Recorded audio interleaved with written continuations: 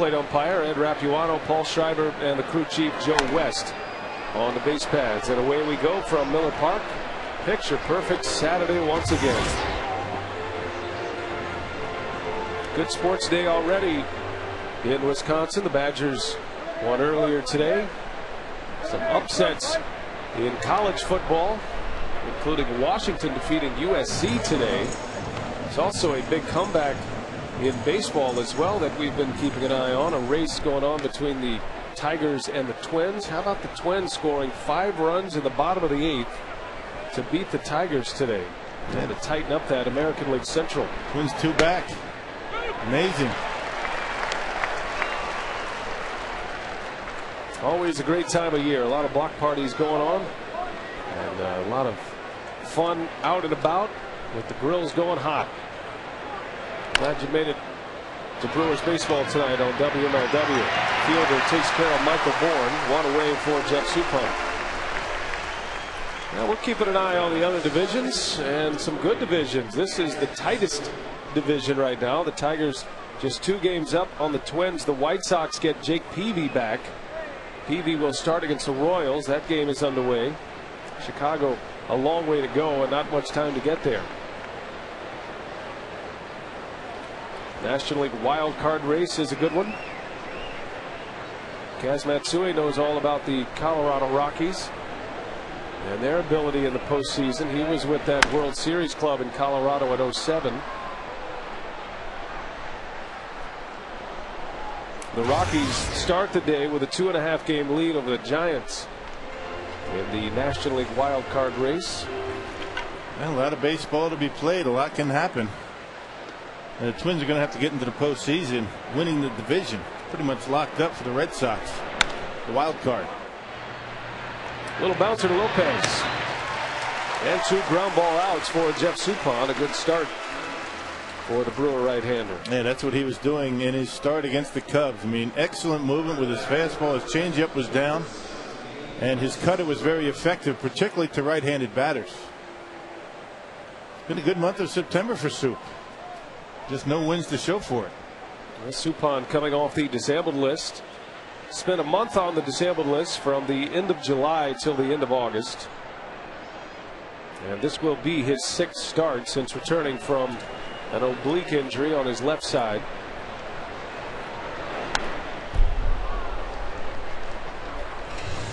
Suppan in 3 September starts is 0-2 despite giving up only 5 runs in those 3 starts. 17 2/3 innings.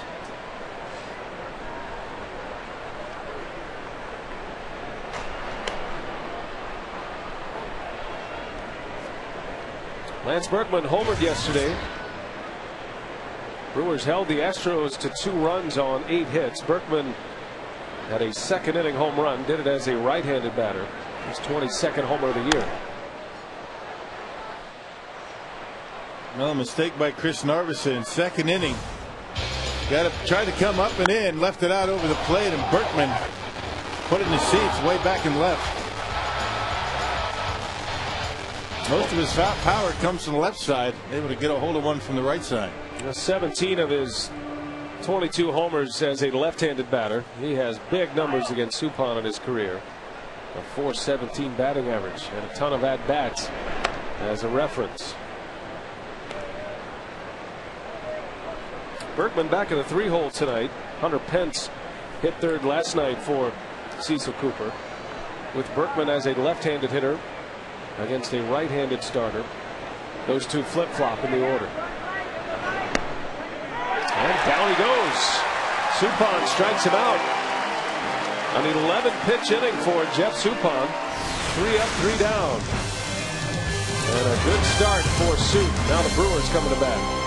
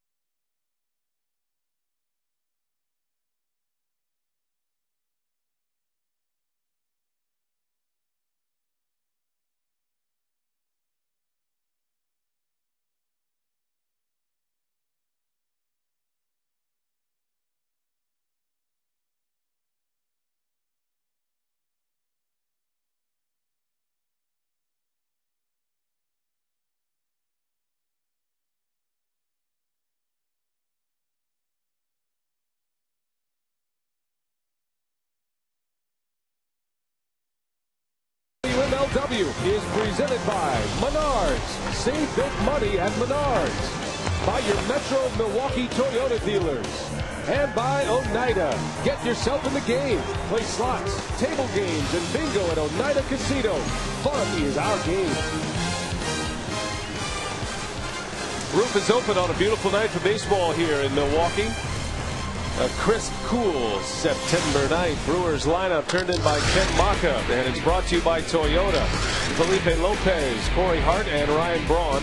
Prince Fielder, Casey McGee, and Mike Cameron in the middle, with J.J. Hardy, Jason Kendall, and Jeff Suppan rounding it out. The same lineup as last night for Maka, with the exception of the pitcher. And that lineup will face Brian Moeller, who is 8-10 this year, and an ERA just over 5. But he's been pitching well, and a serviceable right-hander for the Astros here lately.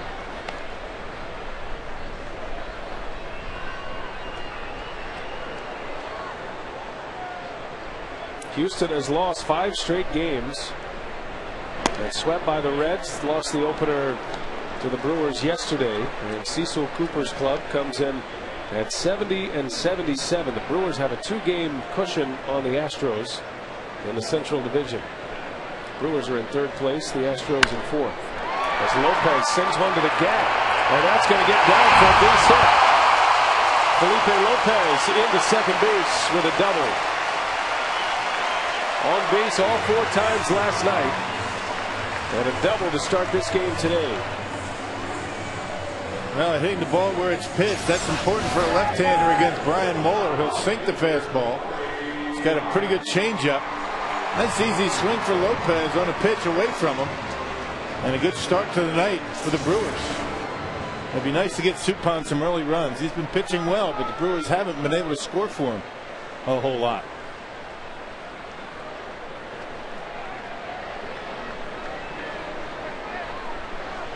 Corey Hart back in the 2-hole tonight, and a chance to drive in an early run. Hart drops a bunt down foul.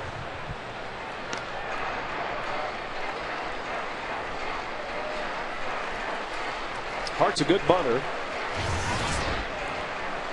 and he'll show a bunt for a hit just about every night. He likes to get that third baseman thinking about it anyway.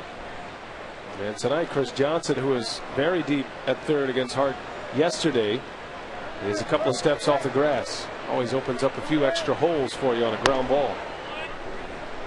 And Moeller, when he's on, he gets a lot of ground ball outs. Got a good sink on his fastball, as we talked about. Got to make Moeller get the pitch up in the strike zone early in the count, make him get it up.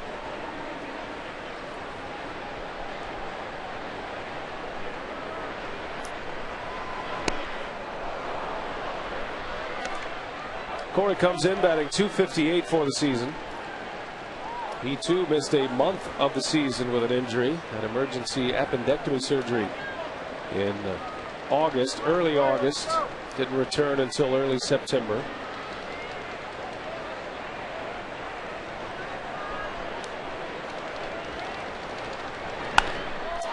Into center field, well hit. That should be deep enough to get Lopez to third. Bourne makes a catch. The long throw is late, and Hart does his job. Lopez to third base, 1 man out in the inning with the big boys coming up. Not productive out for Corey Hart. Well, let's check out the U.S. Cellular scouting report on Brian Moeller. He's a control pitcher, doesn't throw very hard, only 45 walks in 145 innings of work this year. The Astros have won 4 of his last 5 starts, so they've been supporting him pretty well, and he's pitched well. He's got a .345 ERA in that stretch, and talked about the sinker, the slider, and a very good changeup for Brian Moeller.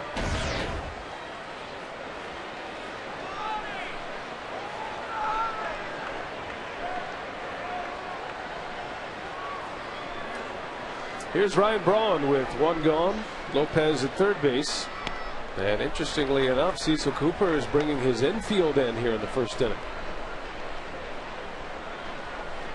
Well, usually this part of the game you'll see a manager concede the run to get the out. Well, you got a ground ball pitcher out there, and Coop's trying to roll the dice a little bit in hopes that Ryan hits a ground ball to one of his infielders. Keep that run from scoring.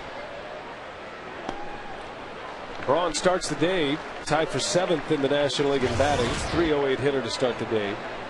29 home runs, has 101 runs batted in, which is also among league leaders. He is 5th in the RBI category in the National League.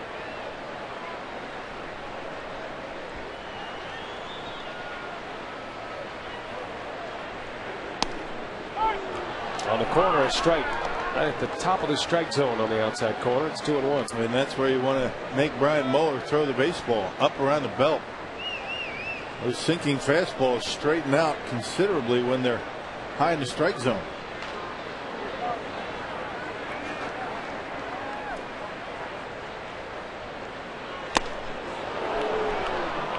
Same spot. Braun comes up empty. 2-2. Braun checking for a hole in his bat. That's usually a pitch he drives the other way.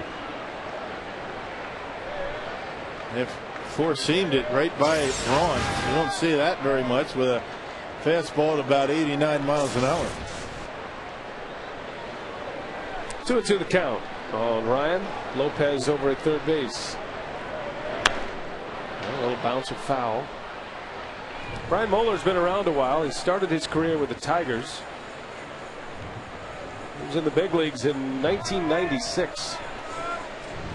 26 starts this year. Does have a complete game this season.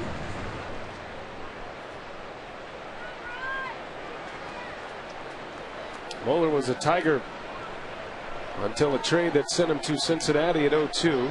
He was with the Astros in 2003, then went to the Marlins for a couple of years. Now in his second tour with Houston. They'll ask if Braun went. Yes, he did, says Ed Rapuano. And Braun strikes out for out number 2 of this first inning. Yeah, just couldn't hold up on the slider. Threw a couple of fastballs by Brawny. Then gave him the slider down in the dirt. Couldn't hold up. Well, this could be the 100th walk for Big Prince Fielder. You never know. Doesn't look like it's going to be the 100th RBI, or excuse me, the 127th RBI. Now they're going after him. Yeah. There you go, Coop. Toles was standing up. Looked like he was ready to intentionally walk Fielder. Instead, he's in a squat, and game on here. And Fielder goes the other way. On the run is Carlos Lee toward the line, and he runs it down. Boy, what a catch from Carlos Lee. And the inning is over. Didn't expect that from Carlos Lee. He's picking them up and putting them down. Nice play out there.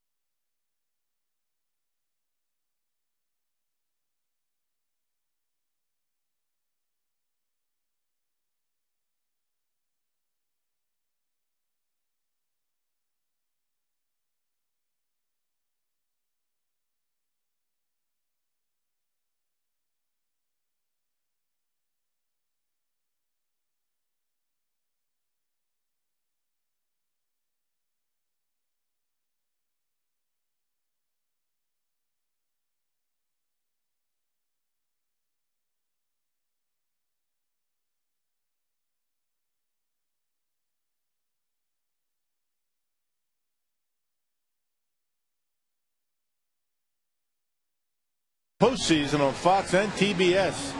The excitement begins on October 7th with the Division Series on TBS. Still filing in here at Miller Park.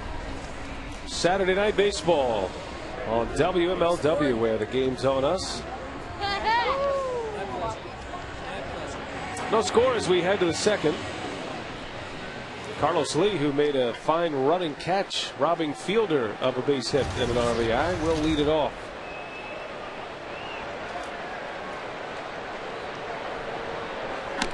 Hey, that's a lot of outfield for Carlos Lee to cover. Not much in Houston.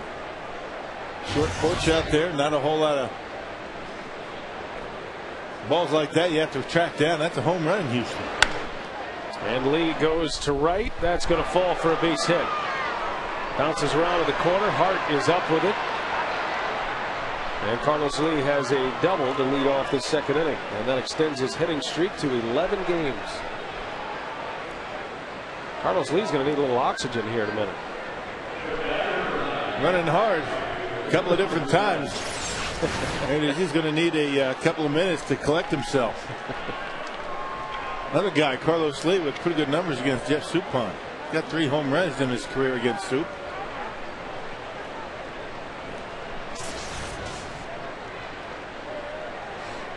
Lungs burning. Picks his spots, doesn't he? You got to watch him too. He's been known to steal the base in a surprise move every now and then. More so at second than third. He's sneaky that way, though. Hunter Pence back in the 5-hole in the order tonight. Pence hit third last night and responded with 2 hits and a walk. Scored a run as well. It's about as unorthodox as you can find as a Major League Baseball player. Not just the way he hits, but the way he runs and the way he throws. But as scouts will tell you, you look down at the stopwatch after he runs and the numbers are there. You look at his production with his home runs and RBIs, they're there. And he leads the National League in outfield assists right now. You don't get style points in this game. It's all about production. And Pence has been pretty good. How many guys do you know that wear 1 batting glove? No. Remember that used to be pretty common.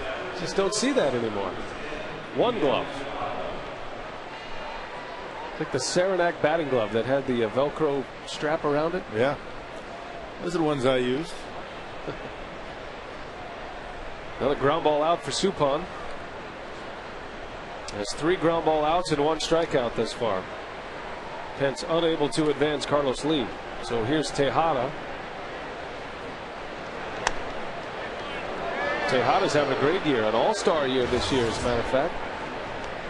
300 hitter, 11 homers, 76 RBIs.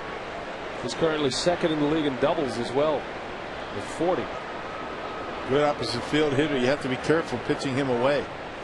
You pitch him away, you got to get it down the zone. Bat has slowed down just a bit over the years. It's only natural.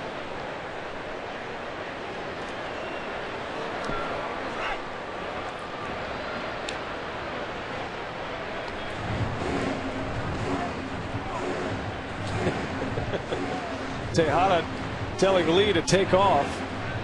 Lee saying no chance, man. No chance. Carlos pointed out the right center. Just said, hit one out. I'm not running anymore. Check out Tejada. Oh, well, okay. Watch Carlos now. Going to point out the right center. Tejada's thinking about a sac fly. Lee said, just get a hit. I might be able to score on a hit. And there is a hit. Not that hit. Too sharply hit. And Lee stops around third. And now Tejada's really upset with him. Yeah, should have gone. Should have gone to third base. That base hit would have scored him. Good to have a little bit of fun here in September. Astros eliminated. Now watch Carlos Lee around third base. Check it out. This is what I meant about sneaking. Just in case.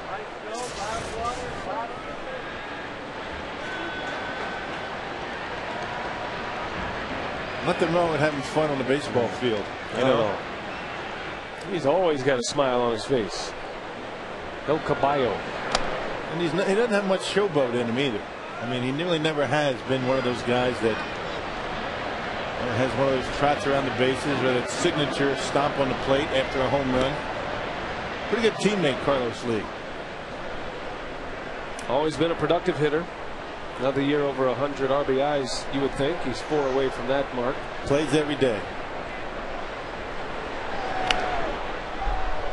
Chris Johnson, the young third baseman, getting a chance to start here tonight. Cecil Cooper saying before the game, Jeff Blum, who has been starting at third every day for the Astros, was upset about not getting the call against Suppan, especially with the big numbers Blum has in his career against Suppan. But Cecil saying it's time to give the young guy a look. Johnson in the big leagues. This is only his 7th game in the major leagues. Yep, you have to make a commitment to him. You have to get an idea of what you have in him for next year. And if you're going to give him a legitimate look, you've got to let him play every day, or at least almost every day. Cecil Cooper said before the game, Blum's upset, and Cecil said, I don't blame him. I'd be upset too. But that's just the way the game is right now for the Astros. They've got a period of evaluation to do, along with trying to win ball games, and they're obviously hoping to accomplish both. Unlike the Brewers in many ways, in many positions, they're trying to figure out who they'll have available for next year.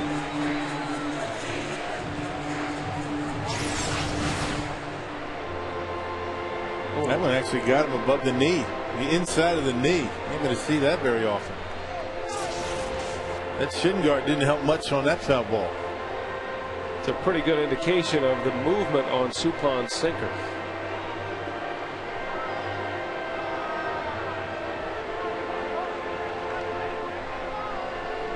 Jeff Blum in that dugout, I would imagine, saying, I'm ready, you hurt, I'll get up there.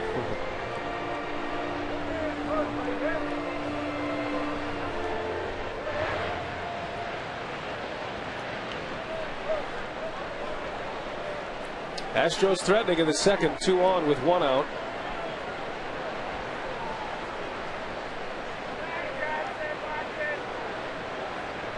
Ball and 2 strikes on Chris Johnson.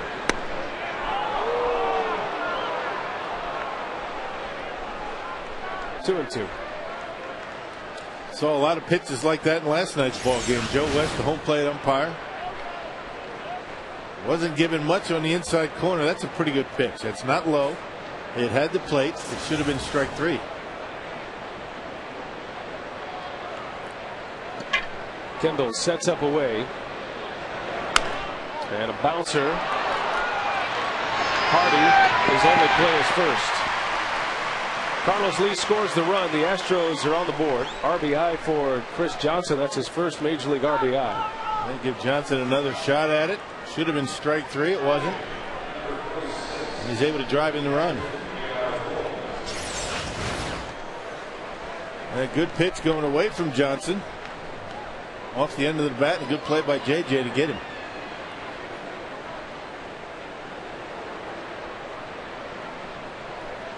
So a milestone for Chris Johnson, his first ribby in the big leagues.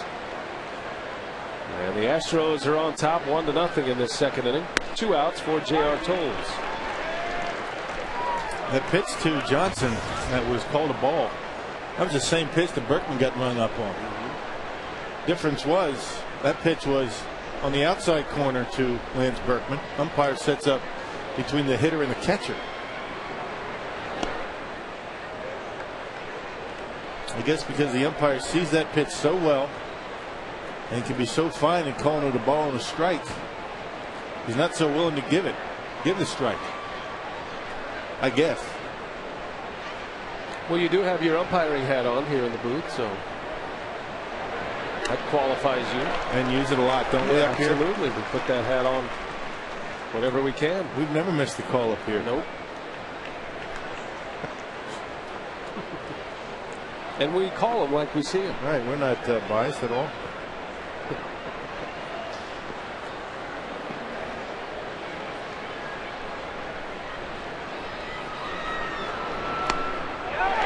Down he goes. Suppan strikes out Tolles. He gets the call that time. 2 strikeouts for Suppan. The Astros take the lead. Casey McGee at the bat to lead off when we come back.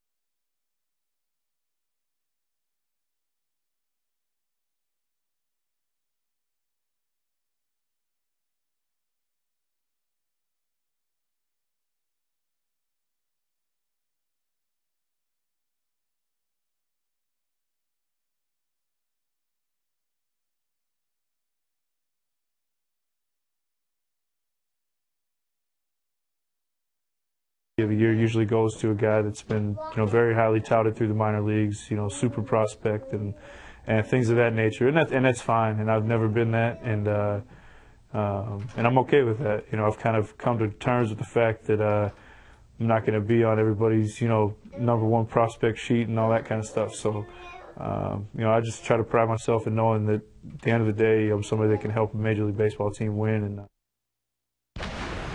well, Casey McGehee commenting on his potential Rookie of the Year candidacy, and he is certainly on the list right now. He's been a late entry, although he has had a very steady season once he began playing regularly. When Ricky Weeks went down with an injury, it started at second base. McGehee was playing a lot at second base for Rick Weeks initially, but has really settled in at third base, which is his natural position.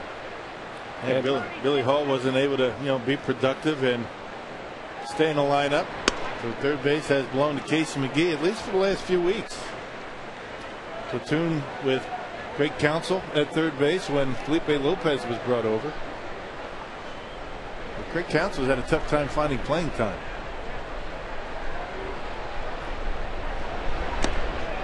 Well, Casey is red hot at the plate, has 12 hits in his last 25 at-bats. A .480 batting average over his last 25. That'll get you in the lineup. 2 hits last night, including the game-winning RBI. A 9th inning single, hits that one sharply right at Tejada, falls down, and the throw gets away from Berkman. J.R. Tolles unable to stop the baseball before it goes into the dugout, and McGehee will be awarded second base. It'll be a double error on Miguel Tejada, you would think. Maybe not. Well, if the official scorer decides that play right there was an error, which it wasn't, that's going to be a single error. Bad throw. Berkman not able to come up with it. A single error on Tejada. Didn't realize he had a little bit more time to make that throw.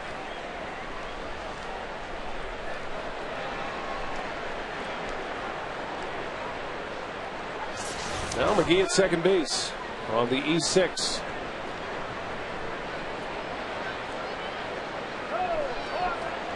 Here's Mike Cameron.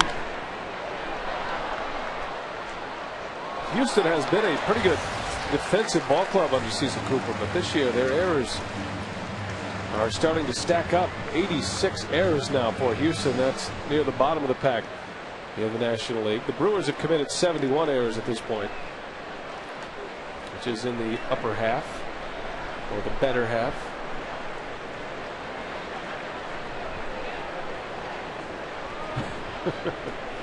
Let me correct myself. The Brewers have committed 85 errors. The Astros with 71. Yeah, third in the National League. They turn a lot of double plays. Pittsburgh Pirates, Philadelphia Phillies ahead of the Houston Astros. Tejada has 19 errors. Unusual for Tejada, normally a sure-handed shortstop.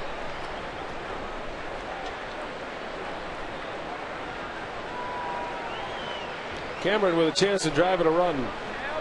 For the second straight inning, the Brewers have a man in scoring position to start the inning.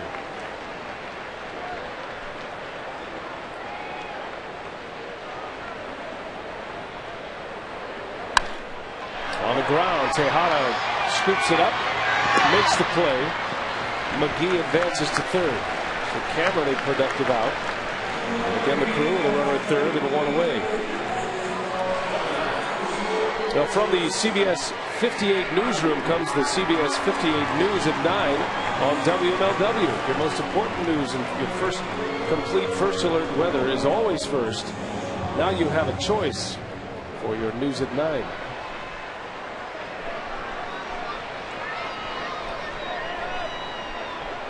Astros with a lead at Miller Park. Second inning run. RBI from Chris Johnson. And the Brewers trying to answer it here in the home second. Hardy into center field. Bourne On his way back, can't get it. That bounces up and out of here. McGee will score. J.J. Hardy with an RBI double. And we're tied at 1. I'd like to see J.J. have a nice finish.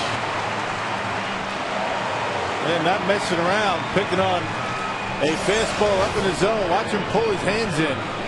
Pulls the hands in on a pitch up and in on him and drives it over Bourne's head in center field. Bourne not playing very deep out there, and J.J. able to knock it off the warning track for a ground rule double. RBI number 47 for Hardy, making back-to-back starts for the Brewers after not starting a game in that 4-game series in Chicago. So a costly error for the Astros leads to a Brewers run.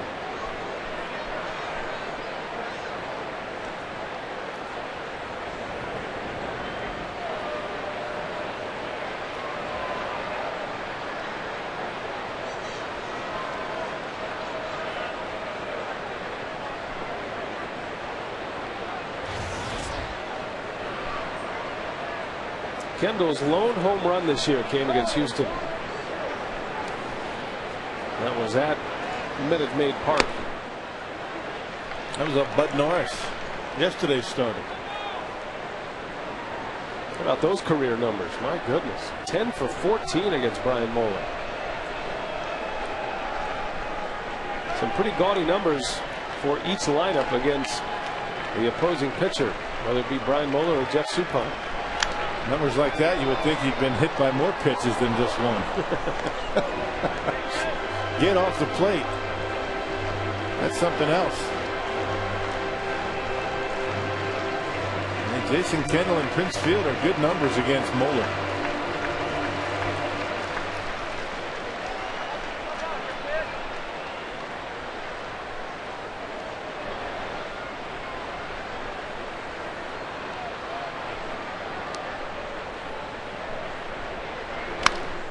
Oh, a nice play by the Astros pitcher. Might have saved a hit. Kendall retired 1-3. And the second out of the inning. That'll send Jeff Suppan to the plate. And nice job fielding his position after he gets rid of the baseball. Got the shoulders square, able to make the adjustment. Look JJ back and get the out at first base.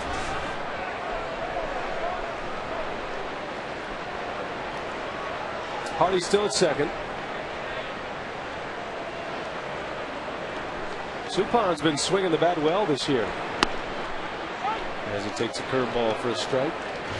Has a career batting average of 175. With 162 this year, 6 hits and 37 at bats, but he does have 4 runs batted in, and he's taken 4 walks. One thing he hasn't been doing much lately is actually swinging the bat. When he came back from the disabled list with that oblique injury. And dropping down some bunts and looking to take a walk. Doesn't want to aggravate that oblique muscle on a swing. Can't blame him. 1-2.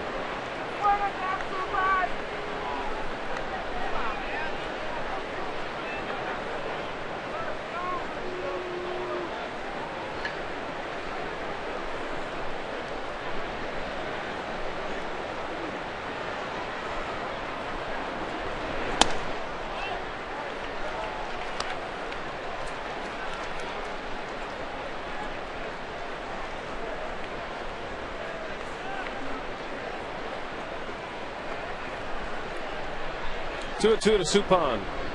Brewers have tied it. Hardy still at second base. JJ with an RBI double, scoring McGee. 3 balls, 2 strikes. Now Looper has the most hits by Brewers pitchers this year. Suppan with 6. Missing a month of the season. I was talking to Ken Maka about his starting pitchers and how they've handled the bat. He's been pleased. And he should be. Done a nice job. Able to drive in some big runs, particularly Looper.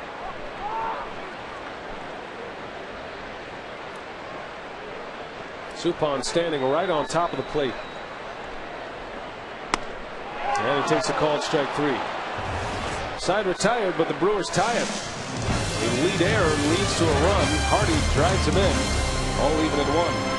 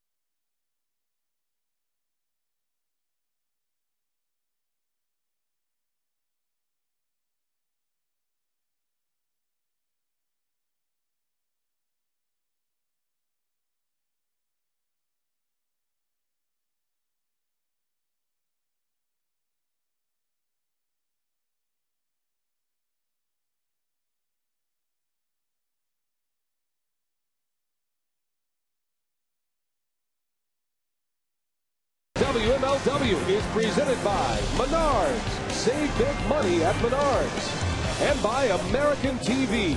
American, huge selection, real service, the low price guaranteed. Good crowd tonight on a Saturday night for baseball. The Astros and the Brewers, division rivals, all tied at 1. The Brewers have designs on catching the Cubs before it's all over with. That's the next team on the list. Chicago losing last night to the Cardinals. St. Louis got another big hit from Matt Holliday. He had a walk-off home run for the St. Louis Cardinals.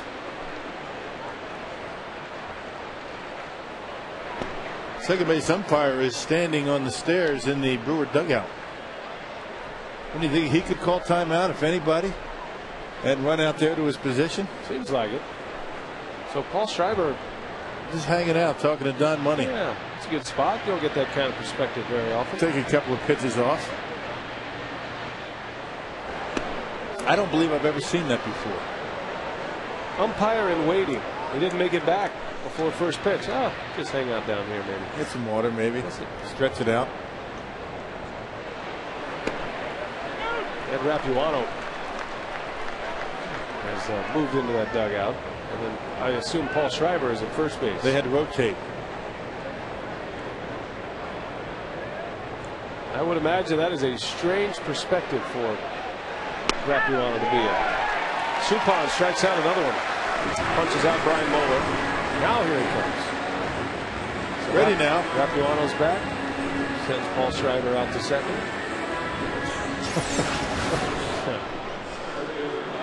A good view of the grip of the fastball from Jeff Suppan. That one catching plenty of the plate.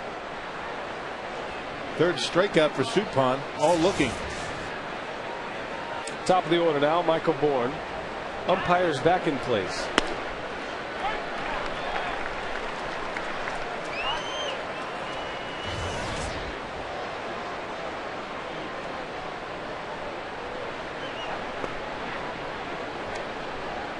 Michael Bourne, the National League leader in RBIs, excuse me, in stolen bases to start the day. Also leads the league in triples.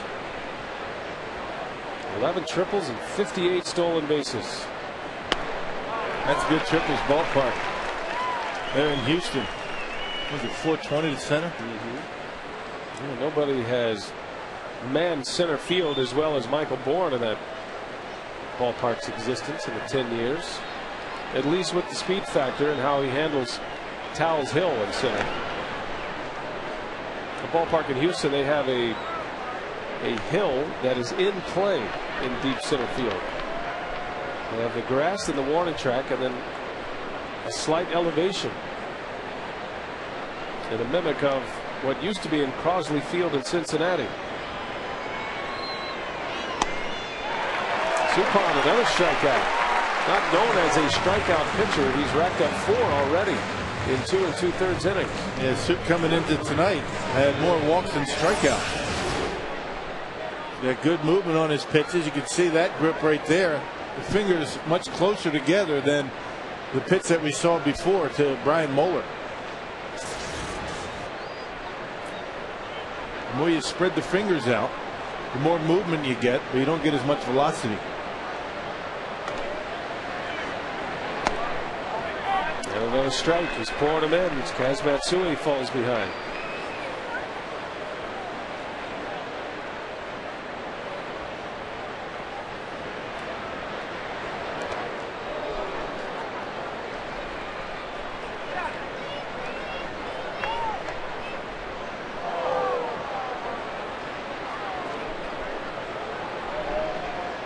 You don't want to bite your lip when you have a mask on. That one nearly got under the chin of the home plate umpire. Uppercut. 2 balls and a strike on Matsui.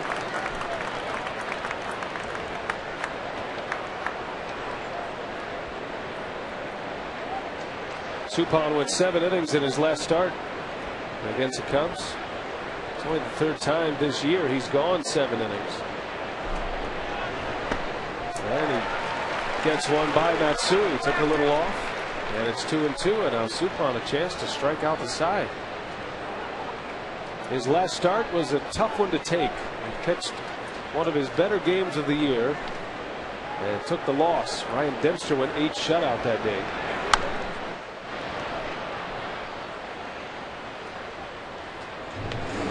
He's always thrown well against the Chicago Cubs. Talking about Suppan. He has struggled against the Astros in his career. And for whatever reason has had a tough time here at Miller Park.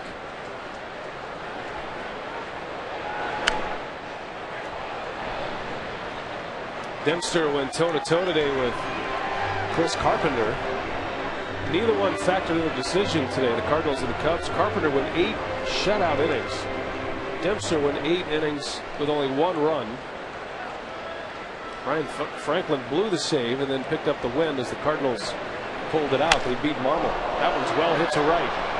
Back is Hart. That one is up and out of here. Or is it? Hits the top of the wall. Matsui on his way to second, and he's in there with a double. It looked like it cleared, but obviously it stayed in. Matsui thought he hit one out. And he was almost thrown out at second base. Might have a replay here. It looked like it snuck over the wall and then came back, hit something over there and came back. First base umpire Ed Rapuano right on it. He went out there as far as he could. Cecil Cooper is going to maybe ask for a replay, but you can't do that. Crew chief is Joe West.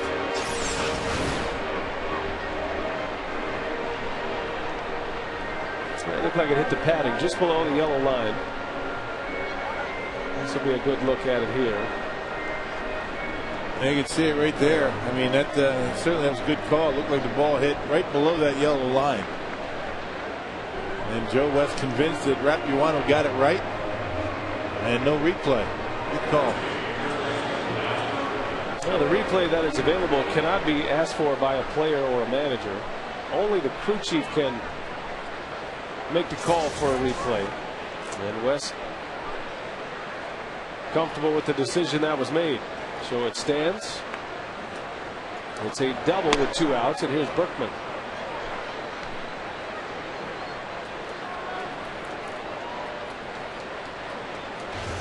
So the St. Louis Cardinals' magic number now is 4 after their walk-off win against the Cubs today. Back-to-back 9th inning victories for the Cardinals.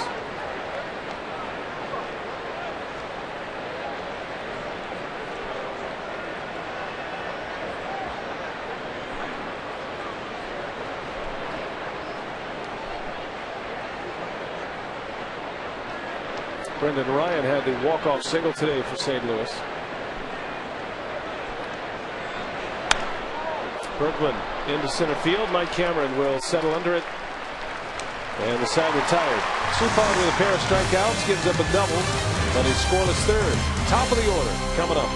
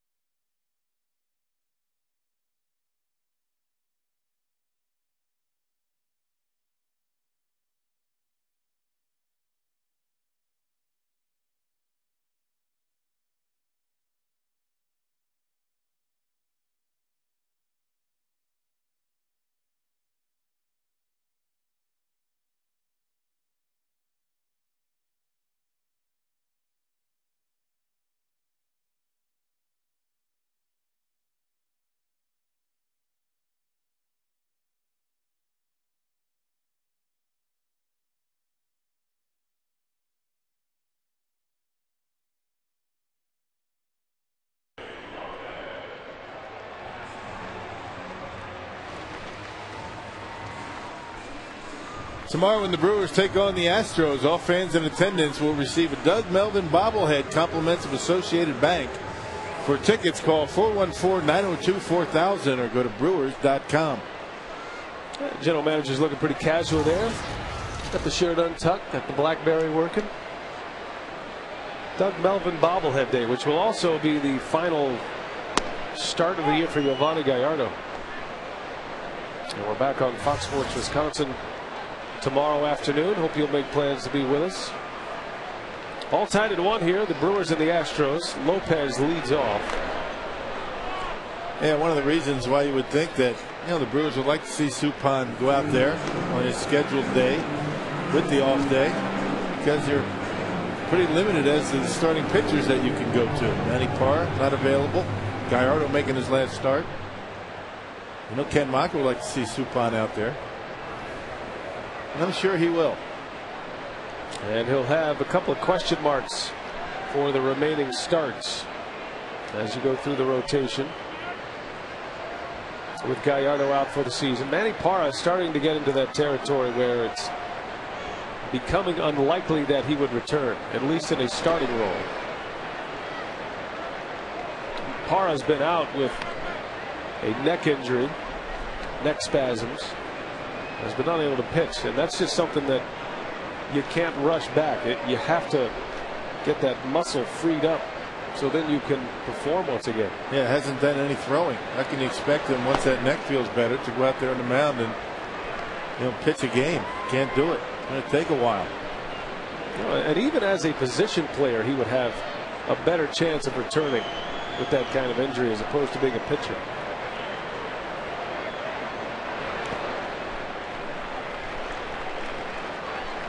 Not much you can do with a bad neck. Anybody that's had one will tell you. Well, you can lose a lot of sleep. That's for sure. Yeah. Can't get comfortable.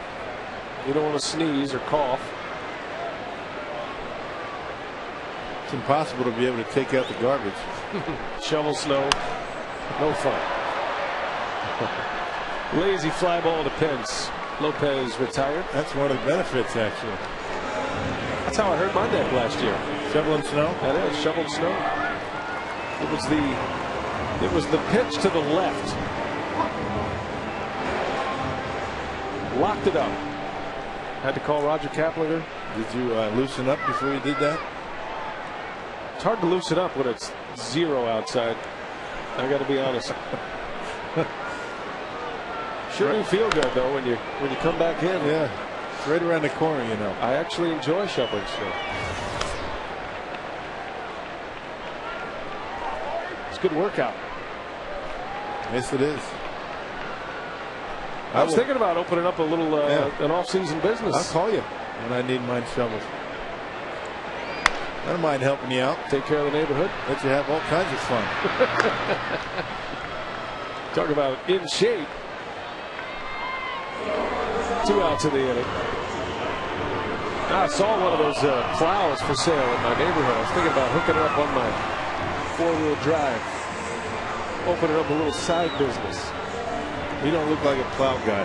Oh, I'm a plow guy. Are you? Oh, yeah. Anything with machinery, I'm up for. Especially 4-wheel drive.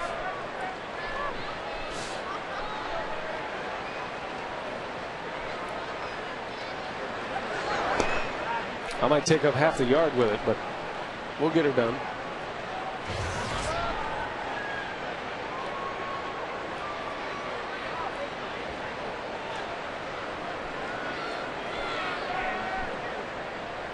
Two outs for Braun.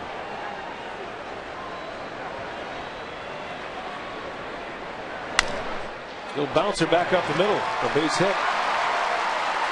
Stayed right down there on it.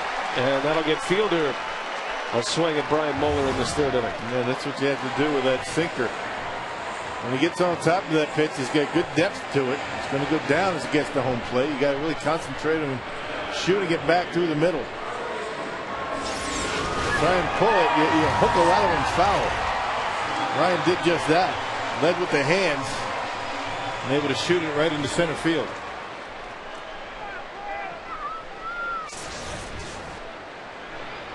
So here is Fielder with a man at first. Still sitting on 126 RBIs. He's had 5 games without a ribby. His last RBI came on a home run. That was last Sunday against Arizona. Not that Prince is pressing, but I'm sure he'd like to claim this record as his own, to cease the questions on a nightly basis. Well, he's thinking about it. In the same situation with Ryan Braun, when everybody was talking about his 100 home runs in his first 3 years. The small list of players in baseball history that have done that. It got into his head a little bit, and I'm sure that's the case with Prince.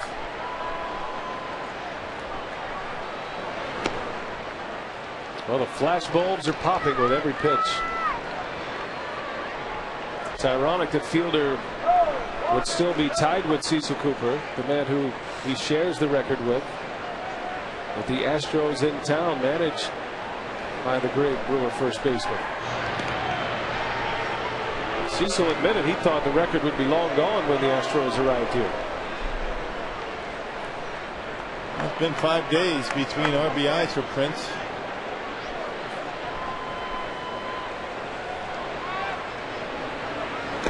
And for a guy who has 126, that seems like an eternity. Albert Pujols is 1 ahead of Fielder for the major league lead in RBIs. He has 127. That's good news in all that. The Brewers have won 3 straight without Prince driving in any runs. 2 balls and a strike. Got under it. And Bourne's got it for the out. So Fielder is 0 for 2. The Brewers are down in the 3rd.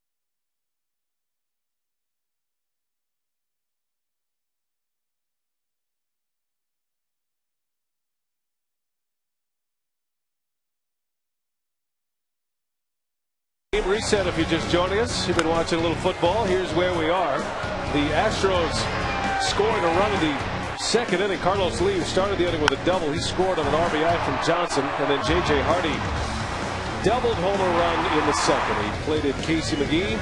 Jeff Suppan has 4 strikeouts through the first 3 innings. He's given up just 3 hits and the 1 run. A Saturday night for baseball. What a sunset tonight. Boy, look at that. Roof is open and a nice crisp evening here in Brewtown. Carlos Lee leading off. Lee made a nice catch. He robbed Fielder of extra bases and an RBI in the first inning, and then Lee doubled and scored in the second. He had a busy few moments there.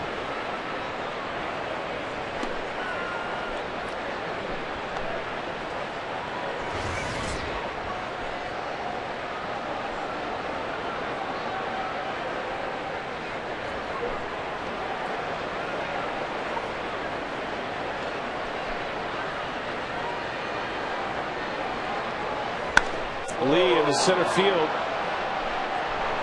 and when it comes down, Cameron will make the catch. That was a mile high. Lee is retired. Yeah, Shoop got away with one there. 2-0 fastball right down the middle. Carlos Lee got under it.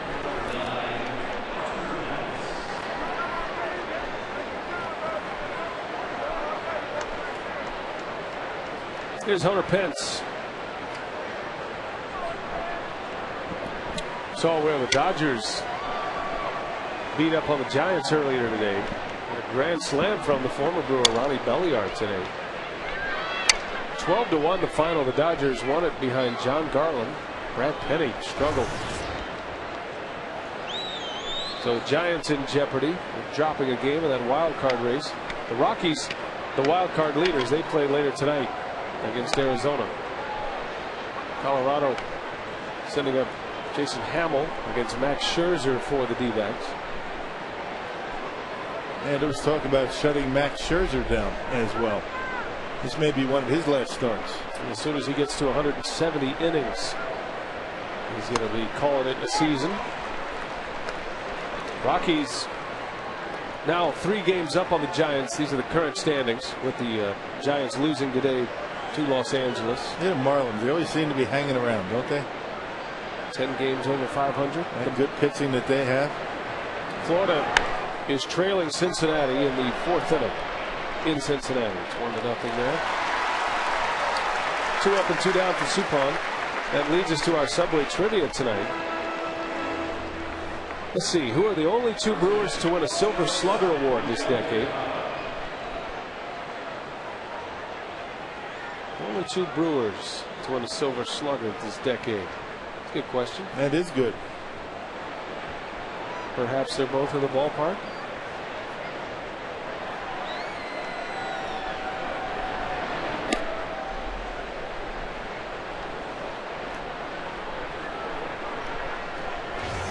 Are we allowed to guess or what? Go ahead. Carlos Lee, maybe one of them? I'm out of the guessing game. Carlos, one of them, maybe?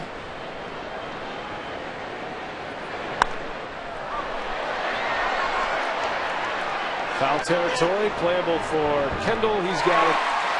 And 3 pop-up outs for Jeff Suppan. Side retired in order. To the bottom of the 4th, Casey McGee will lead off.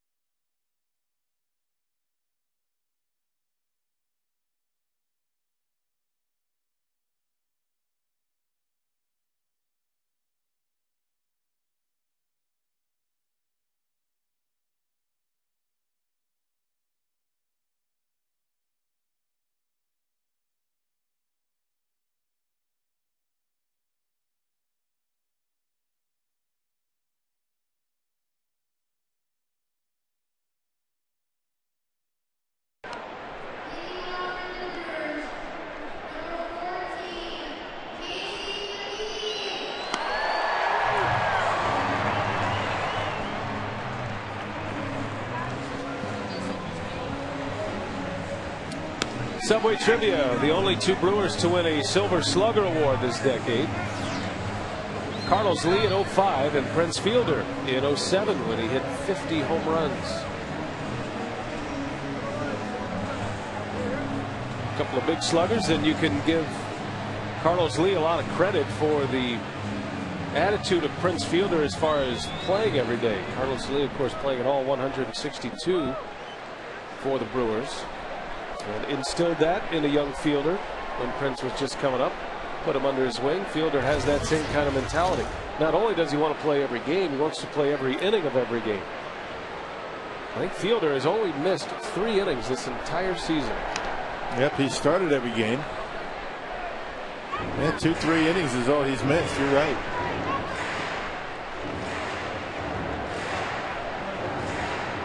Looks pretty stressed out about it, doesn't Yeah. he? It's not quite a nail biter just yet, but it could be. All tied at 1. Moeller facing McGee right off the end of the bat.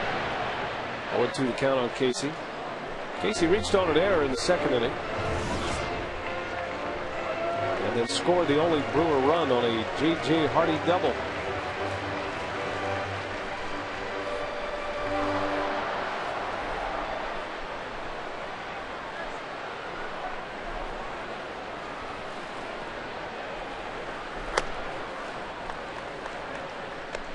Well, that's a significant take for McGee. That's been a pitch he's battled with this year, and pitchers have had success striking him out on that particular pitch. Yeah, the high fastball, very tempting to Casey. Got on top of one in yesterday's ball game. Right to Tejada once again. And the first out of the inning. Yeah, Bud Norris yesterday threw him a high fastball up and away, mid-90s, and he roped it down the right field line. Tough to do. You can get on top of a fastball upstairs, but a guy like Moeller, who only throws about 90 to 91, those mid-90s fastballs, tough to get on top. A lot of swings and misses on that high fastball.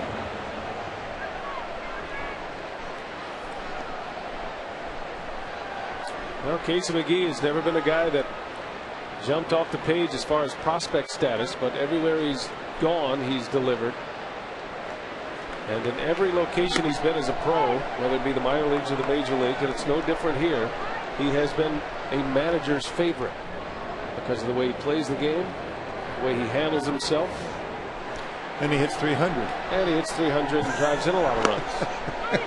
You got to be productive, but you also handle yourself well. He can play a lot of positions. All that other stuff is great.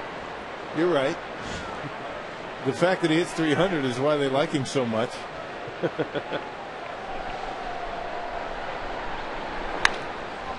It's not a personality contest, is it? No.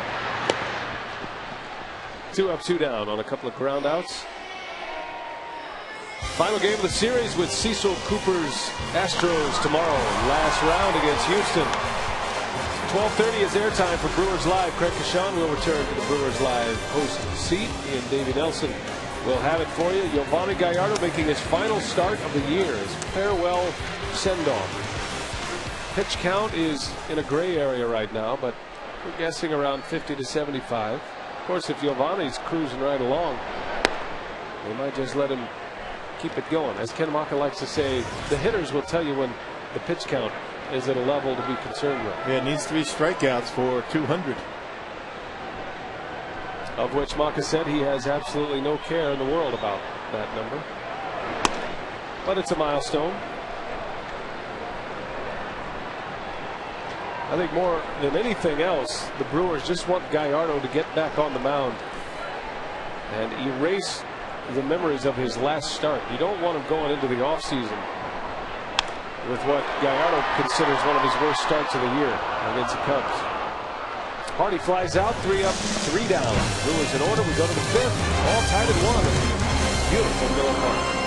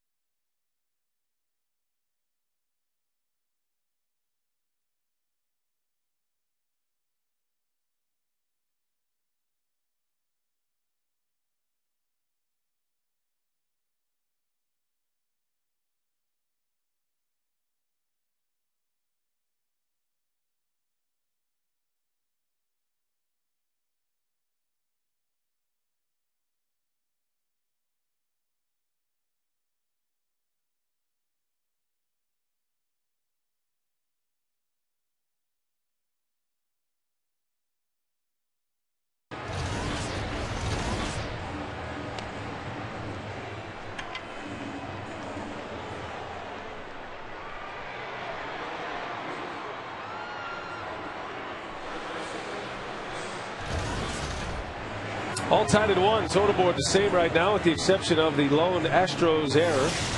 Jeff Suppan, he's been stellar in the community once again. Up for the 2009 Roberto Clemente Award, which goes to the big leaguer who's most involved in his community. Suppan, the Brewers recipient. For every strikeout this season, Jeff Suppan will donate $100 to the Intrepid Fallen Heroes Fund. As he picks up the first out, Chris Johnson rolls out. Suppan has 4 strikeouts today, so already $400 into the kitty for the Intrepid Fallen Heroes Fund. That's an organization that helps children and families of soldiers killed in the line of duty. And it's a great cause. Suppan now with 71 strikeouts for the season.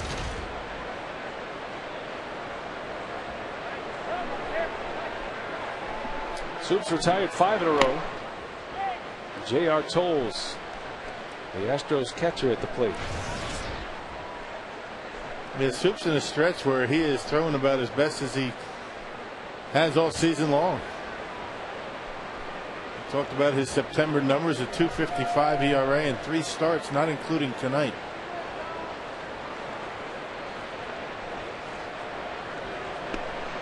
Well, the outing prior to Suppan going on the disabled list, you could just tell something wasn't right. He did go 5 1/3 in that outing, but he gave up 10 earned runs against the Washington Nationals. The next day it was announced he was going on the disabled list with an oblique injury on his left side, and you have to think he'd been dealing with that injury and trying to pitch through it for a few starts. Just knowing his nature. Suppan's always been a guy who prides himself on taking the ball every 5th day. And despite spending a month on the disabled list, he's got a chance to make 30 starts once again this year. They said he did it swinging the bat, which is why he's very careful when he's up at the plate.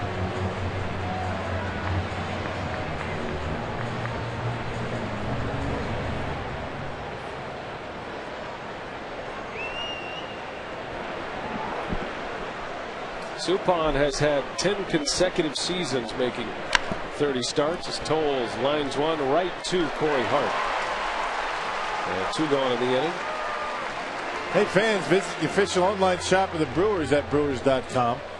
Browse the largest selection of online authentic team gear, including official caps, t-shirts, jerseys, collectibles, and much more. Get your team gear straight from the source. Shop the brewers.com shop. 2 up and 2 down. And the pitcher Brian Moeller is up.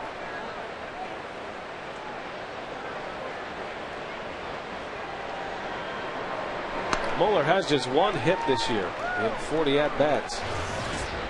I think maybe he and Suppan have made some kind of agreement today that, you know, if you don't swing, I won't swing. Neither one of them have taken the bat off their shoulder until now. And now you see why. Fielder barking off Suppan.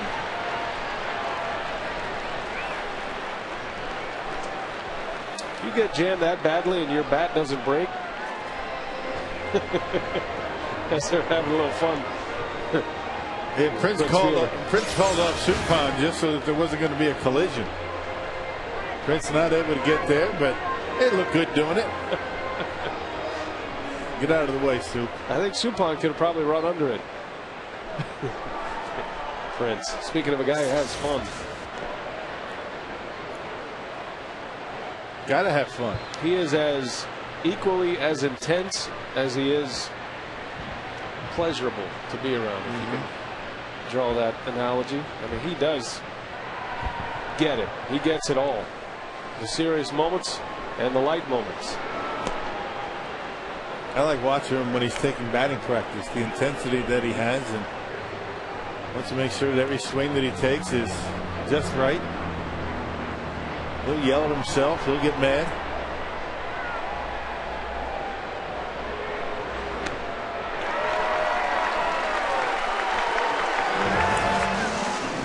Inning is over. Another strikeout for Suppan, his 5th.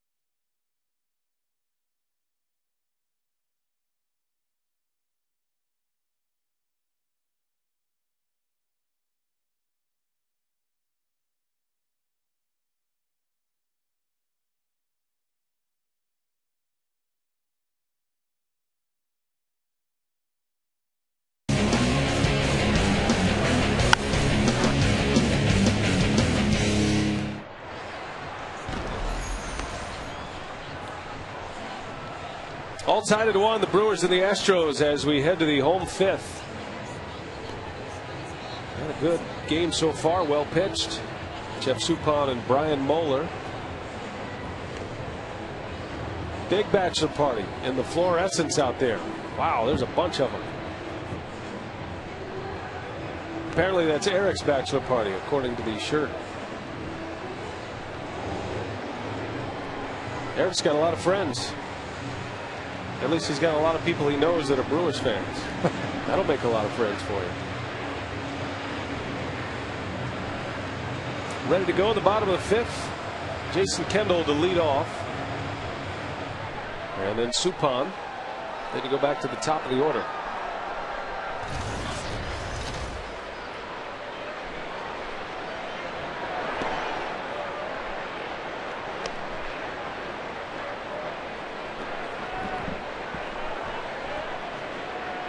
Kendall grounded out his last time up. Hit one sharply back up the middle. Moeller made a nice play on him.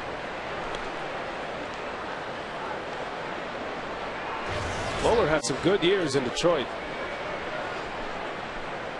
Back in '98, won 14 games, had a 3.90 ERA for the Tigers. The next year, he led the league in losses, however. 16 losses in '99. Yeah, he's one of those guys that has to have real good control. Doesn't throw hard enough to get away with pitches over the heart of the plate. He's got it working pretty good tonight.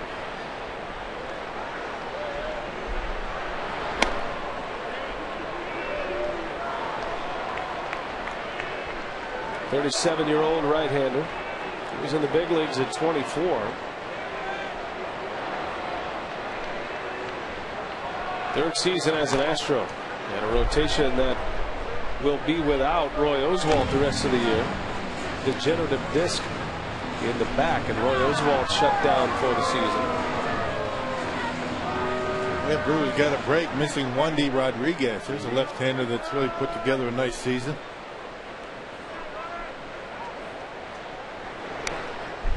There was a time there when Rodriguez was in the mix for a Cy Young Award. He's still one of the best pitchers in the league statistically. 13 wins, a 2.77 ERA, and 30 starts. But guys like Kane and Lincecum, Wainwright, and Carpenter, they've elevated their game to an even higher level. Carpenter didn't hurt his chances today. Kendall draws a walk, and a man is on. Earlier today, the Brewers brought in a couple of their brightest young stars from the minor leagues. Logan Schaefer and Amari Rivas, winners of the Robin Yount Performance Award, top minor league pitcher and player. There's Logan Schaefer, center fielder. He won the batting title in the Florida State League. And Rivas was a Florida State League All-Star, among league leaders in wins and RBIs. Suppan gets a good bunt down. Sacrifice bunt, advancing Kendall to second. Hey, we saw Logan Schaefer in spring training. I mean, he came over from time to time. Saw him in L.A. when the Brewers had those 2 exhibition games against the Dodgers. Pretty good numbers for Rivas, a 2.98 ERA. Not bad in A-ball. Yeah, those numbers among league leaders in wins, ERA, strikeouts. Logan Schaefer, batting champion, 58 driven in. And Brevard County, that is the high A-ball level for the Brewers in the Florida State League. The Manatees. You can tell it's a pitcher's league when the highest batting average is 313. Right. That league, they play most of their games in the Major League spring training facilities in Florida. I was impressed with Logan Schaefer. The Brewers brought him up when they had that exhibition series at Dodger Stadium as a JIC, a just-in-case player. And he performed well. He got in a couple of games, and for a single-A player playing at Dodger Stadium in a major league exhibition game, there were like 45,000 people at that game as well. You know, Manny Ramirez was trying to come back, and he handled himself well, did Logan Schaefer. He was impressive. Yeah. It's one of the things that the Brewers like about him. Wherever he is, he feels as though he belongs. We saw a little bit of Logan during spring training in the Major League spring training games. Runs well, good defensive outfielder. Left-handed bat.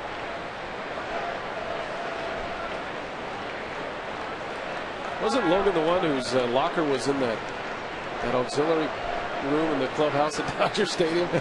Back there by the mop. Yeah. Matter of fact, I think he shared a locker with Casey McGee. Yeah. We're sitting here talking about Casey McGee as a potential Rookie of the Year candidate.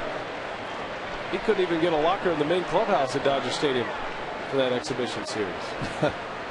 Too many guys, small clubhouse. It's very difficult to get dressed in that area. How times have changed.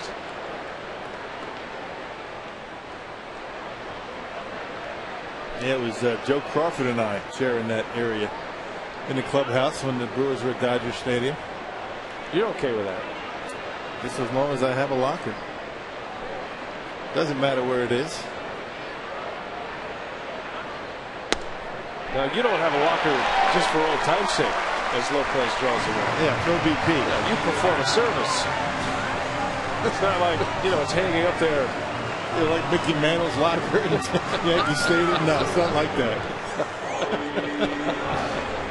That wadded up, wrinkled jersey. Yeah, I throw BP once in a while on the road. So they bring my stuff, they unpack it. Got my locker in the Brewers clubhouse on the road. Nice. Still has a jersey hanging up.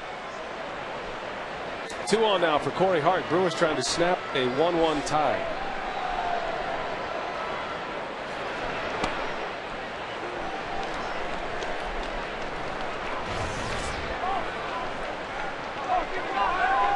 Hart is 0 for 2 tonight. Singled and a run yesterday. Was on twice. Dewey Robinson, Stroh's pitching coach. Quick word with Moeller. No activity in the Astros bullpen.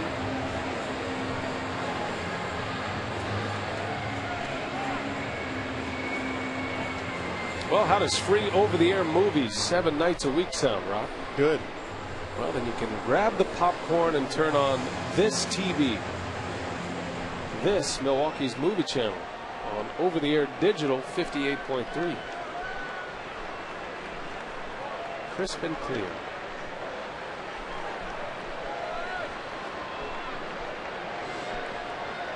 Two on for Hart. Oh, chased one. Breaking ball down and away.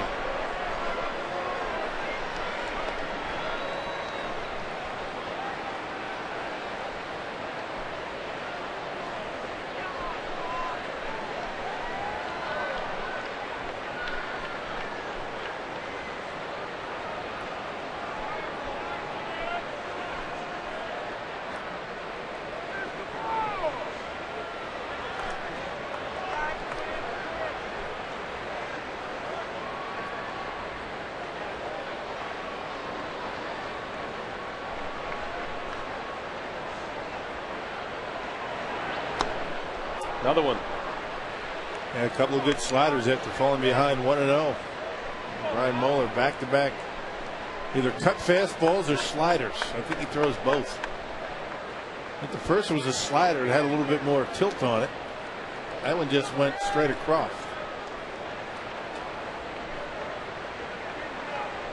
Now 2 on with 1 away.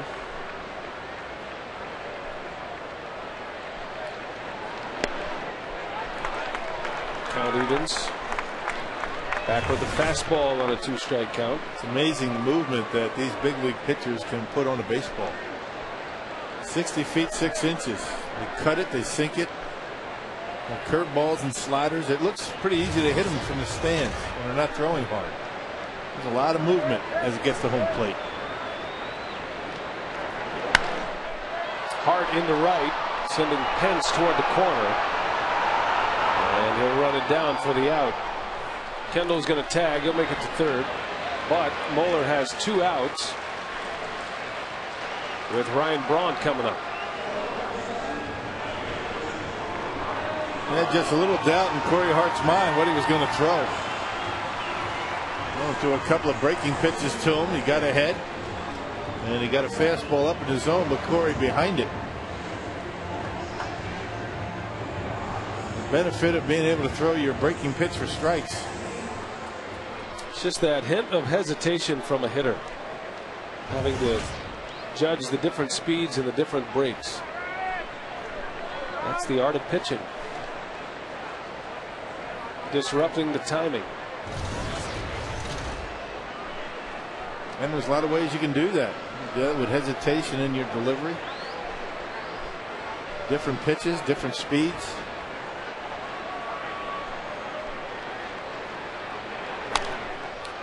Little roller over to third. Johnson will take the out at second. And that ends the rally quickly. Moeller stands up tall, strands 2 Brewers. We're still tied.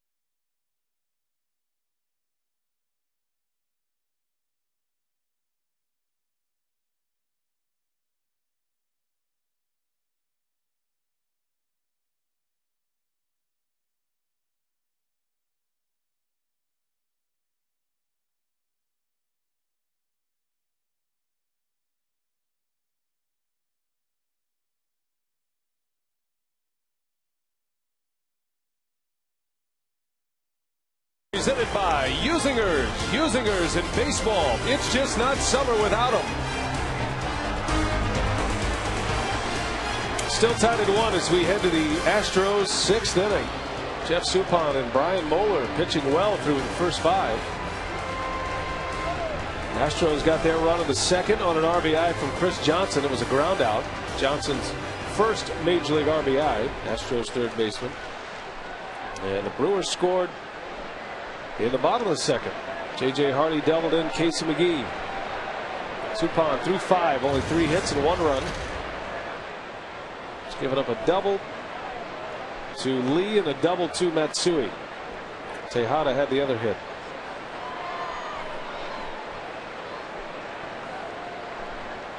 Top of the order for the Astros. 3rd time through the batting order against Jeff Suppan. Bourne drops a bunt. That is foul.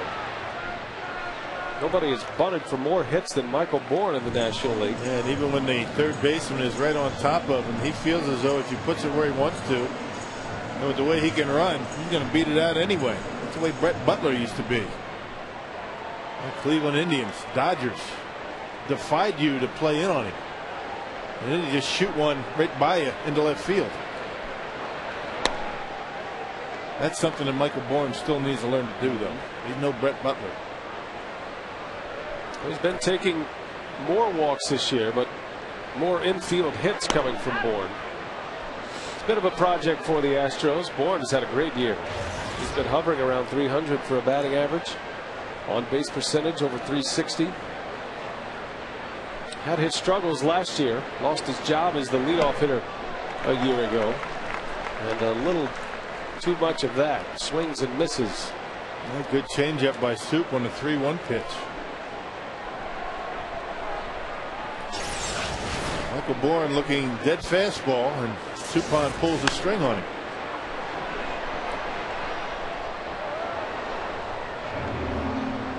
Houston picked up Bourne from the Phillies. Bourne, a native of Texas and Houston.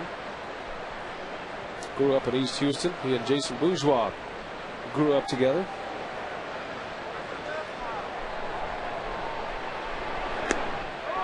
Down he goes again. Suppan strikes him out. Hit the corner. And Jeff Suppan now with 6 strikeouts in this game. Well, doing a nice job with the movement, throwing that ball outer half just above the knees. But Suppan has been solid once again, backing up his good outing against the Cubs. He's had good command both in and out. His pitches have been moving extremely well. Nothing really straight out of the hand of Jeff Suppan so far, and more importantly, has not walked a batter yet. 6 strikeouts for Suppan, ties the season high, a number he posted against Houston back in April.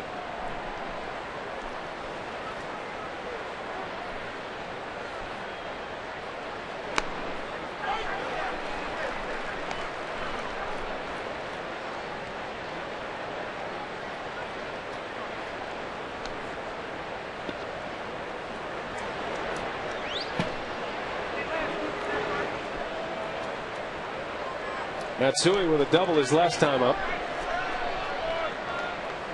Almost hit one out. He hit one off the top of the wall in right field. Missed a home run by a couple of inches. A strike on the corner. 2-2.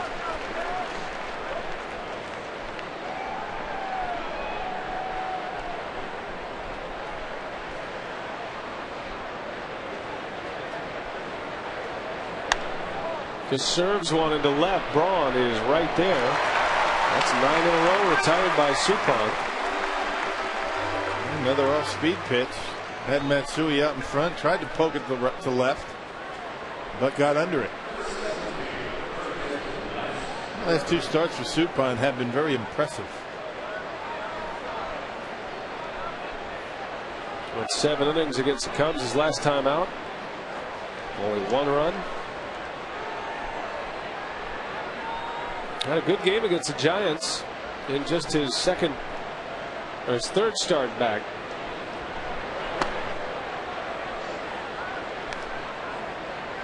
Five and 2/3 and no earned runs against San Francisco that day.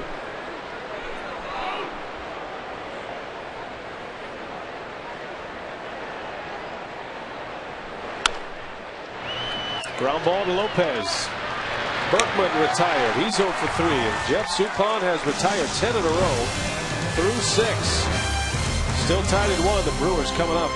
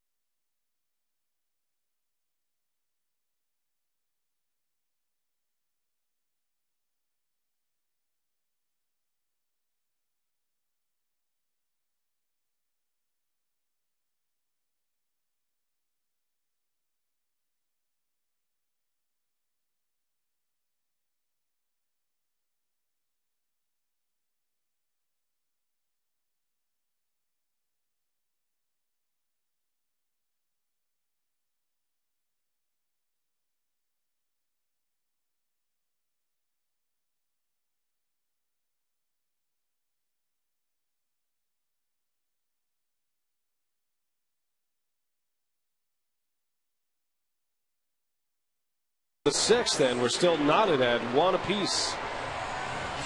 Schedule is out for 2010 as we wrap up the final homestand of 2009. You can go to Brewers.com to check the full schedule. Some of the highlights: the Brewers will open the year here at Miller Park against Colorado. There'll be an exhibition series against Detroit prior to that. And interleague next year will be Texas, Minnesota, and Seattle. And the Brewers will go to Minnesota, the brand new Target Field. And they'll go back to Los Angeles to take on the Angels. So a couple of trips to LA this year. 2 trips to Colorado as well, going out of division. So those are some of the highlights. Hope you'll make plans to be with us. Ticket packages are available. And we'd love to have you at the ballpark. 3 million fans through the turnstiles this year.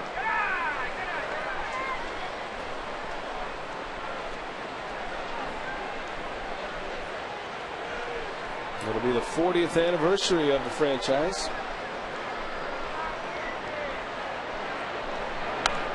Fielder still sitting on the franchise record for runs batted in and a share with Cecil Cooper. Stop me if you've heard that before. That's a good story. You can keep telling it. Never know. Somebody may just now be tuning in. We don't want them to miss it. Prince's last RBI came in Arizona on a home run, which gave him a share of the record. An opposite field home run at that.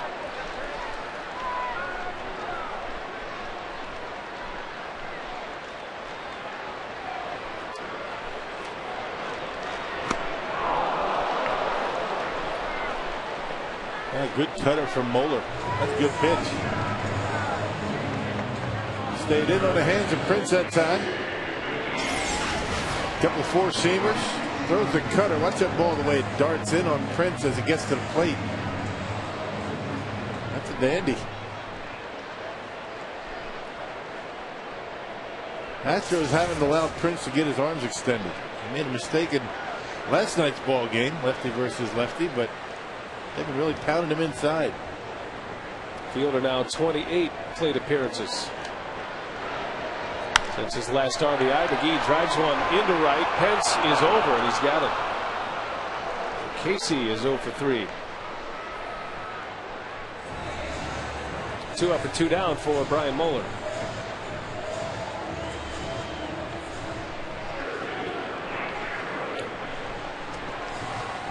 Here's Cameron. Cameron's been stuck on a number as well. 19 home runs. Anxious to post another 20 homer season. Splinters his bat. Cameron has 7 seasons in the big leagues with at least 20 home runs. And if he hits one more, it would be 4 in a row. So as questions come up about Cameron's age, he continues to hit home runs. Very productive center fielder. Yeah. Home runs and RBIs, and gives you great defense on a nightly basis. Little flare in the right center, and that is going to fall. A base hit. Bourne overruns it. Cameron on his way to second, and he's in there. He thought it was going to be close. A double to right center for Mike Cameron. Now Michael Bourne caught in between. He wasn't sure he was going to be able to get there as he was running, or go down and slide and try and shred. He didn't do either. Ball gets by him. Jam shot into center field. Michael Bourne on his horse, not able to knock it down, and Mike Cameron in scoring position with 2 outs. If Hunter Pence picks that up right away, might have been a play at second. He's got a good arm. Which is why Cameron was busting it into second base.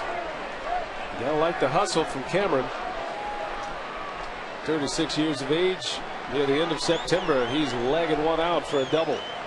A hustle double, and the Brewers a chance to take the lead on a base hit. Big lead for Cameron.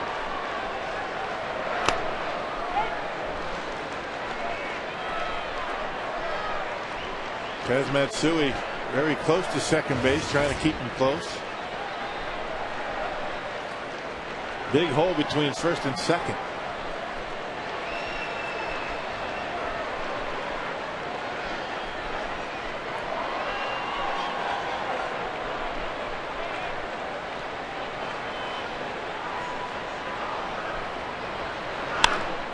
Hardy again into center field. Bourne will run it down. And the side retired. The Brewers strand another one. 6 left on in this game for the Brewers.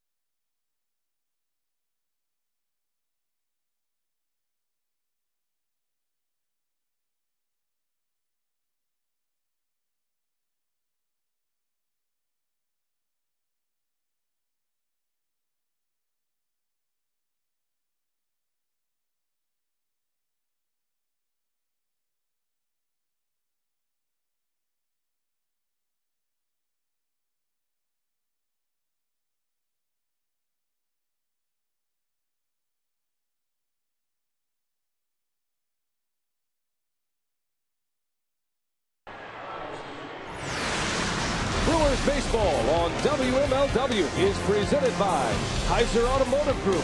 Visit us at heiser.com.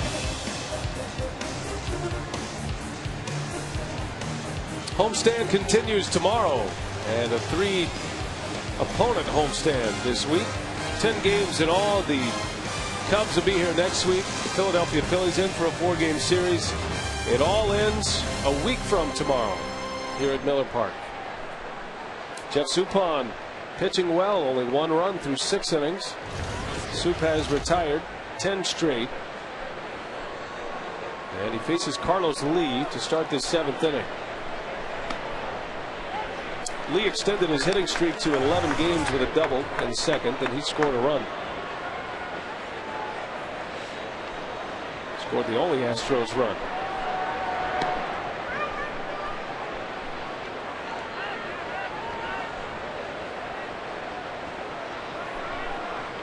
Carlos Lee looks like he's on his way to another 100 RBI season. Right off the end of the bat, little bouncer to JJ, all kinds of time. 11 straight for Suppan. Another good off-speed pitch, having Carlos Lee way out in front. It has been a pleasure to watch both of these guys, Moeller and Suppan, pitch tonight. They've had pinpoint control. Neither one of them throw very hard. But they're doing a nice job keeping the baseball off the sweet spot of that bat. Suppan with a lot of movement. Plenty of turbulence, as the hitters would say. Like that big curveball. Throwing him off for strikes.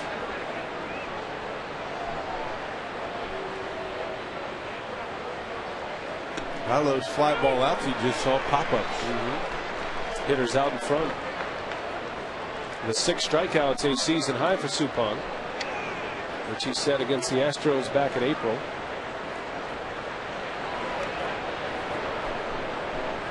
Suppan went over a decade without a trip to the disabled list. Spent a little time on the DL last year. A little fatigue in the arm around the All-Star break, and then back on the disabled list for a month this year.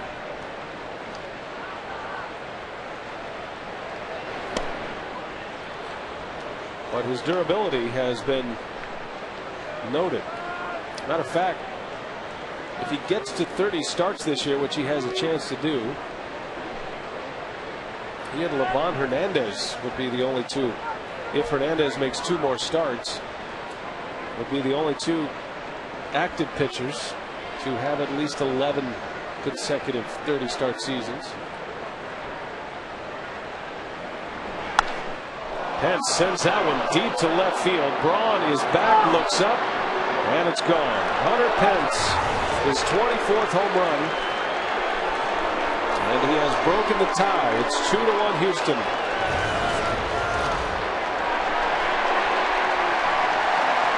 Shoot tried to bust him inside, left it out over the plate. And Hunter Pence able to hit it hard into left. Check it out. Tried to sneak one by him on the inside corner. Left it out over the plate, and Pence looked like he was waiting for it. Popped the hips open and knocked it out of here.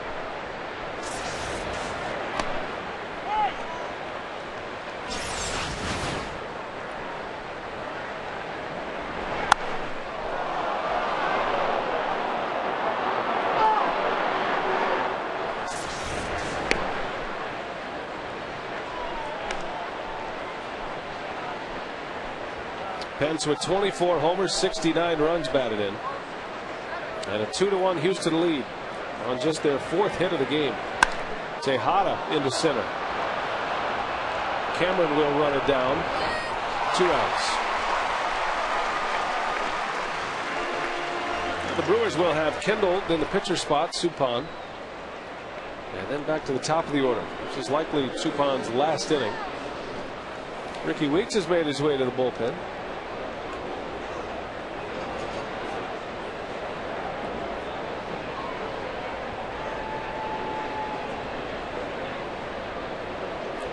Maybe Ricky is leaving town, or else he's just very friendly tonight.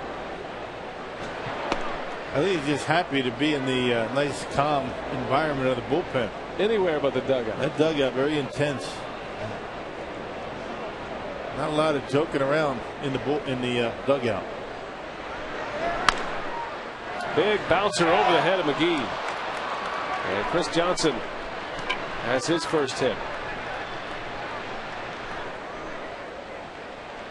We talked to Weeks in Chicago, talked about his rehabilitation. It's coming along well. He's basically ready to go with his normal winter procedure. You know, he'll do his drills here, his rehab drills on his injured wrist, surgically repaired right wrist. And then the doctor has cleared him to go about his normal off-season routine, which is great news.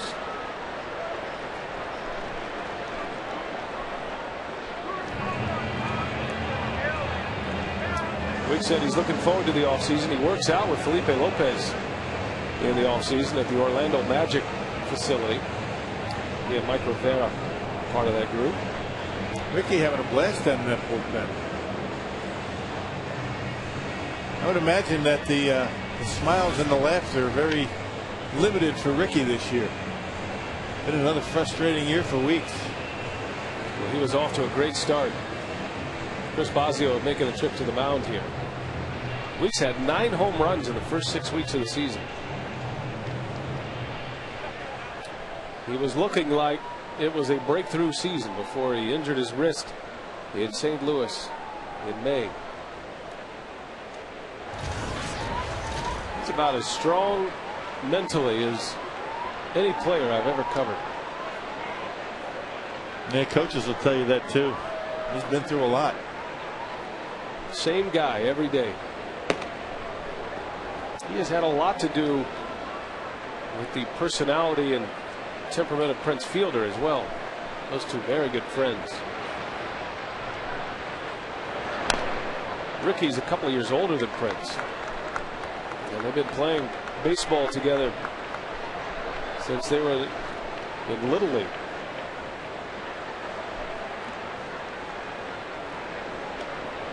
And when Prince needs a good talking to, which he rarely does, that's pretty much the only guy that can get it done. Yeah, Ricky was very quickly establishing himself as a team leader in that clubhouse. But that's a tough thing to do when you're on the disabled list. You got to be out there playing just about every day.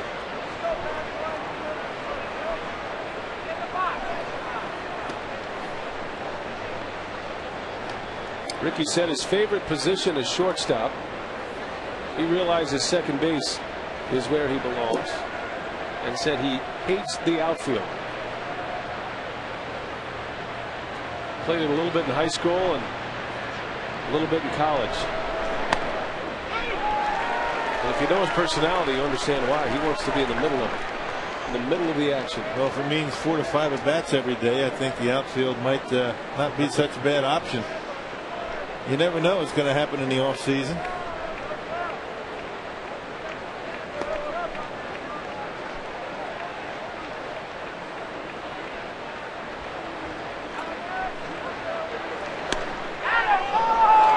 Close pitch.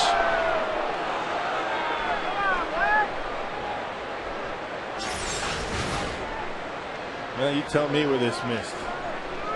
Man.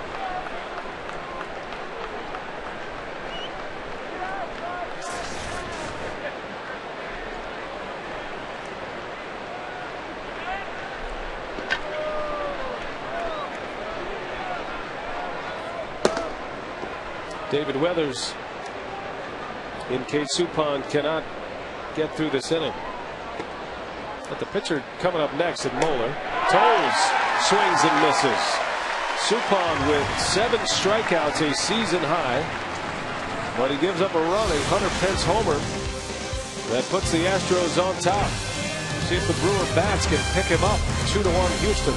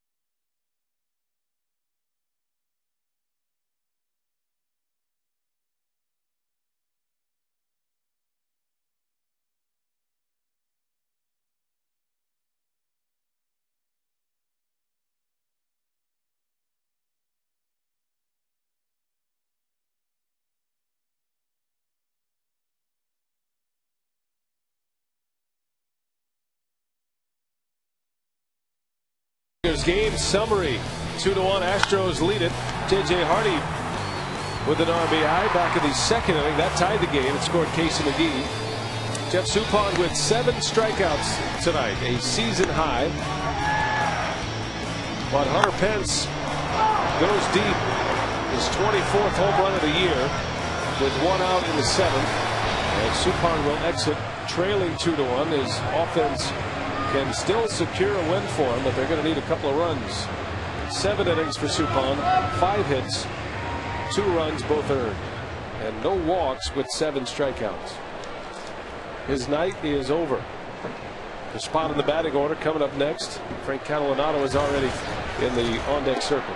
And once again for Suppan, not a lot of run support. Now in 4 starts, the Brewers have only scored 4 runs for him. Last 4 starts. Tough to win when you're not getting that. When you're getting that kind of run support. And only 1 run in his last 2 starts. At this point, that could all change here now, though. We'll see. Suppan pleased to be pitching well and finally healthy again.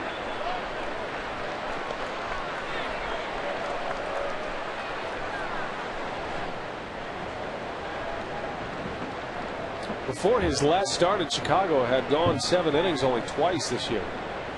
And he's done it in back-to-back starts.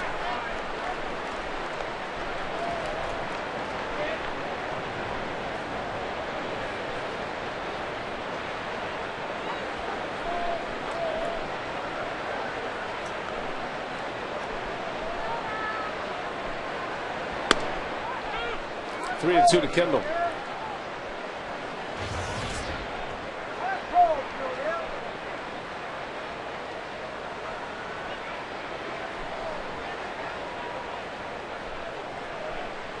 They're underway in Arizona and Phoenix.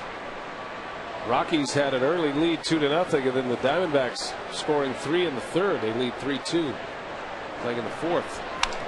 Kendall down the left field line. That's going to fall. A base hit. A leadoff single for the Brew Crew. Well, worked to count the full. And got a pitch that he liked, and just a little bit off the end of the bat, dumps it in front of Carlos Lee. Fastball middle in, and a leadoff base runner for the Brewers.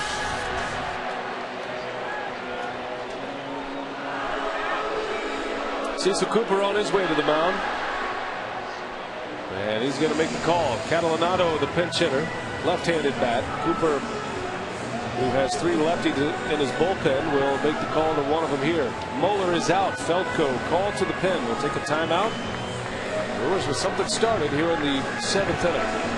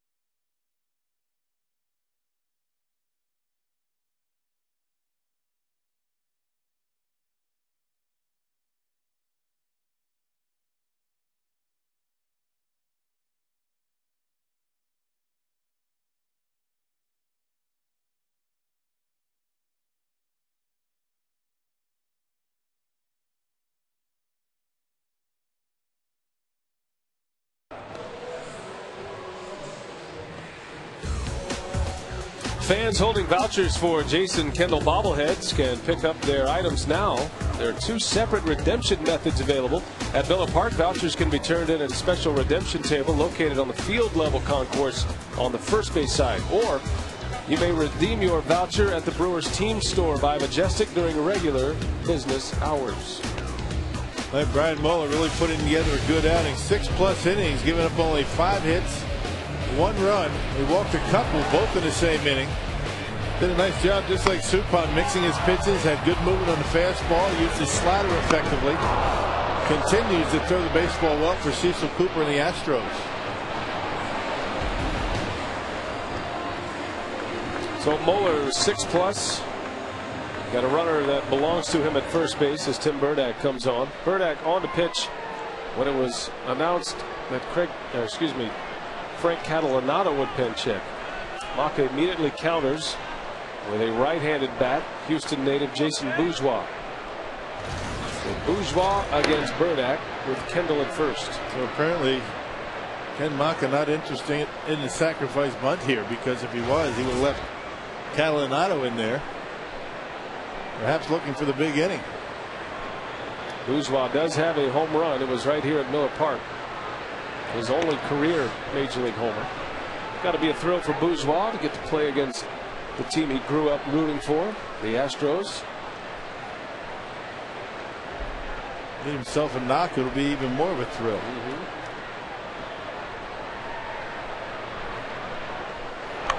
Bourgeois pushes a bunt, and this is going to work for a base hit. How about that bunt? It was so bad it was good. And they tried to push it by the pitcher. And when you do that, you try and push it right at the second baseman. The problem that Bourgeois had is he got under it, popped it up. Berkman couldn't get it. And once it hit the ground, turned into a beautiful bunt for a base hit. Best chance they had was at second base on Jason Kendall. Kendall had to hold his ground in case that ball would have been caught. Kazmatsui, he looked at second, but just couldn't make the throw. Well, now an inning is going for the Brewers. 2 on, nobody out. Berkman's going to bring the young third baseman Chris Johnson in just to make sure they have the play they want. A couple of ways to defend a possible bunt with runners at first and second. The Astros want to make sure they got it right. I'm not sure you want to bunt with one of your best hitters. He had no intention of bunting with Bourgeois at the plate. Jason Kendall at first base. Of course, that would have just tied the game. Now Lopez drops down the bunt successfully. A base hit gives the Brewers a lead. But Lopez is a .310 hitter, and he's hit .340 as a Brewer since being traded from Arizona. He squares, he pulls it back, and takes a ball. And with the way that infield's positioned, I mean, Berkman creeping in. You got the third baseman in on the grass. Middle infield moving all around. There are a lot of holes in that infield.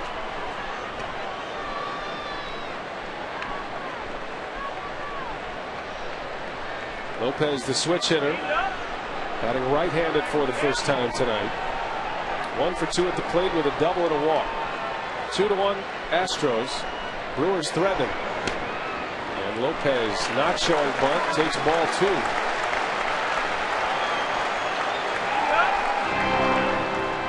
Good numbers as a right-handed hitter against left-handed pitching.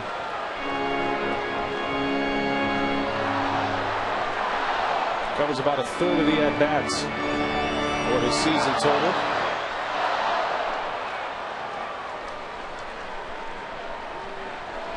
It's one of the advantages of having a switch hitter at the top of your order. Down at the bottom, you can make situational matchup moves like Catalanotto to Bourgeois. And you're covered when you get to the top. Lopez bunts one foul. Upset, he offered it, ball 3. I think he did that on his own. I don't think Ken Maka is going to have him drop down a bunt with a 2-0 count.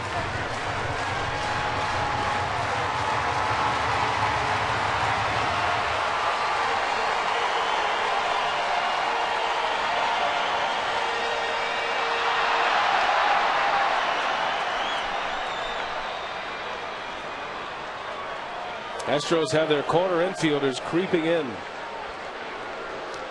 2 on, nobody out. Bottom of the 7th. A tightly pitched game so far. Lopez takes one high and tight. He squared again, then pulled it back. And look at Lopez right back into the batter's box, as if to say, I'm ready for your next one. I didn't move. I might have thought I moved, but I didn't.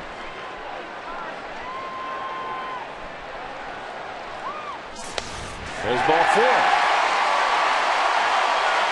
Bases loaded. And probably the end of the night for Tim Burdack. The base hit and a walk. A couple of right-handers coming up. Cooper makes a call. Burdack is done. Gives up a hit and a walk. 2 batters faced. And he leaves with the bases loaded. And Corey Hart coming up next. We'll set up the new pitcher when we continue.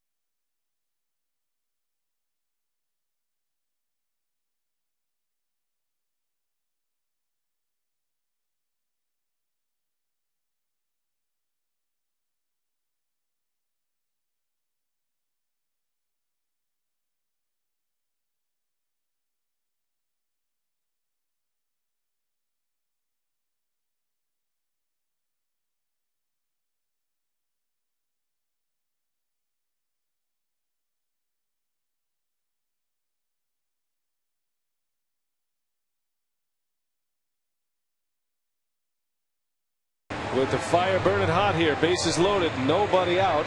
Another pitching change. A reminder that this copyrighted telecast is presented by authority of the Brewers and may not be reproduced or retransmitted in any form. And the accounts and descriptions of this game may not be disseminated without express written consent of the Brewers. New pitcher Rock. Saw him yesterday. The slingshot right-hander Sammy Herbacio.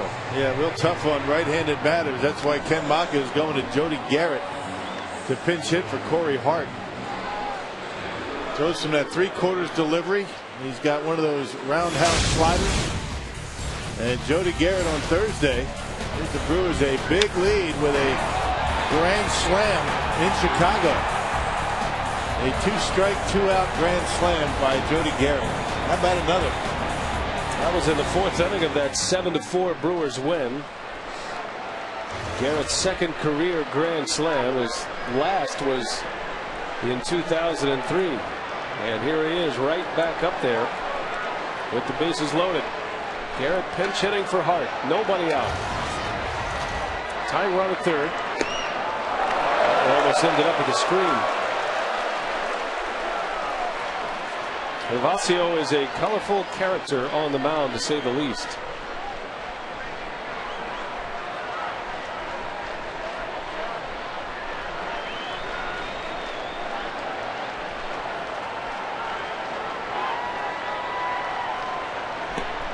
Another one almost gets away.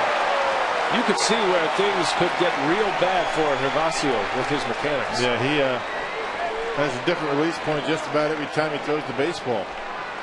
Opens up that front leg, shoulder follows, and although he's had a good year this year, ERA in a little over 1. Limited action though. 2-0. On the corner, a strike. Garrett has 6 hits as a pinch hitter this year. He's 6 for 32 and 6 runs batted in. Good numbers in his career with the bases loaded, however, including those 2 grand slams. He's in a big spot. Everything away so far by Herbacio. A lot of speed at second. A base hit should put the Brewers on top. And there is a base hit to right. 1 run is in. Here comes Bourgeois. He'll score. And Jody Garrett delivers again. The Brewers take the lead 3-2 on a 2 RBI single by Garrett. Now his 4 fastballs. The last one right down the middle up in the strike zone. And Jody Garrett continues to swing a hot bat. Rips it by Berkman at first to drive in a couple of runs. Still nobody out. Herbacio had a tough time finding the strike zone his first couple pitches. Good job by Toles just to keep a run from scoring. Caught the edge, and then here's the base hit up right down the middle, and Garrett able to hit a bullet into right. A couple of Illinois natives right there. Ed Cedar and Jody Garrett. Excited about that one. Garrett's really been impressive. 3-2 Brewers. And now it's Braun. Garrett now 8 runs batted in as a pinch hitter. He couldn't buy a hit his first 2 months in a Brewer uniform. Yeah, he's been a lot more patient lately. Not swinging at the first pitch as much. And really doing a nice job getting on top. Did a nice job getting on top of that last fastball. Runners at the corners, nobody out. Braun breaks his bat. That's falling fast. It's down. A base hit. Another run will score. Braun drives in another one. Number 102 for the year. It's 4-2 Brewers in the 7th. Still nobody out. Well, as good as Herbacio was in yesterday's ball game, did a nice job keeping the baseball down. Well, the 2 hits that he's given up, pitches up in the strike zone. The one to Garrett. The slider this time to Ryan. You can see where it is. It's on the corner, but it's up in the zone. You can see Ryan covers that pitch as well as anybody in baseball. Didn't hit it all that well, but able to dump it into right for an RBI. And another pitching change for Cecil Cooper. His relievers have not gotten it out. Gervasio takes a seat. Back to the bullpen goes Cooper. Wesley Wright is in. We'll set him up when we come back.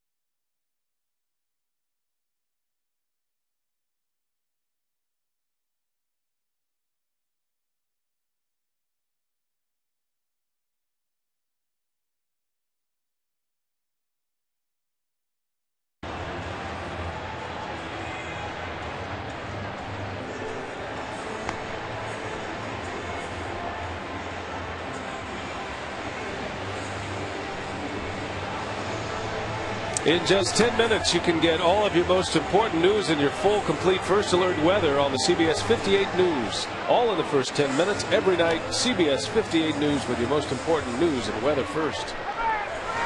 Roof is open at Miller Park, and the Brewers have erupted. 3 runs are in. Still nobody out. Runners at first and second. Wesley Wright is on to face Prince Fielder. The numbers on Wright this season. A .303 opponent batting average. Wright pitched yesterday. Prince doubled off him. And Fielder doubled and scored what would be the winning run last night.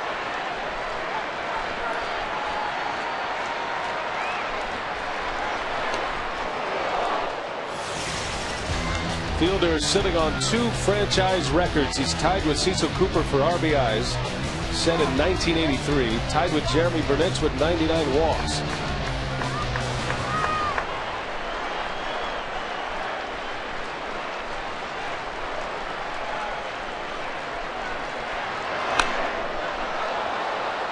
Well, the flash bulbs are really popping now. He couldn't ask for any better speed on the bases. Jody Garrett, Ryan Braun. Figure a base hit's going to score Jody Garrett. Be anxious to hear this crowd when and if Fielder takes this record for himself. This is a baseball community that is so connected to the past and some of their favorite players, especially from that early 80s ball club. Fielder back up the middle. There's a base hit. They're on their feet. And Garrett is going to be held around third base. Wow. And Brad Fisher is the most unpopular man in Milwaukee right now. Well, Jody didn't get a very good jump up from second base. Fisher didn't have a choice. Very surprised. Jody took his time getting off and running toward third base. That was clearly, that ball was on the ground all the way. You got to take off. Prince with a base hit, unfortunately doesn't score the run. Very surprising. Prince wanted it, get it out of the way. He should have been able to score. Now, just in case Wright was able to catch that ball in the air, Garrett froze just long enough. And Cecil Cooper, another pitching change.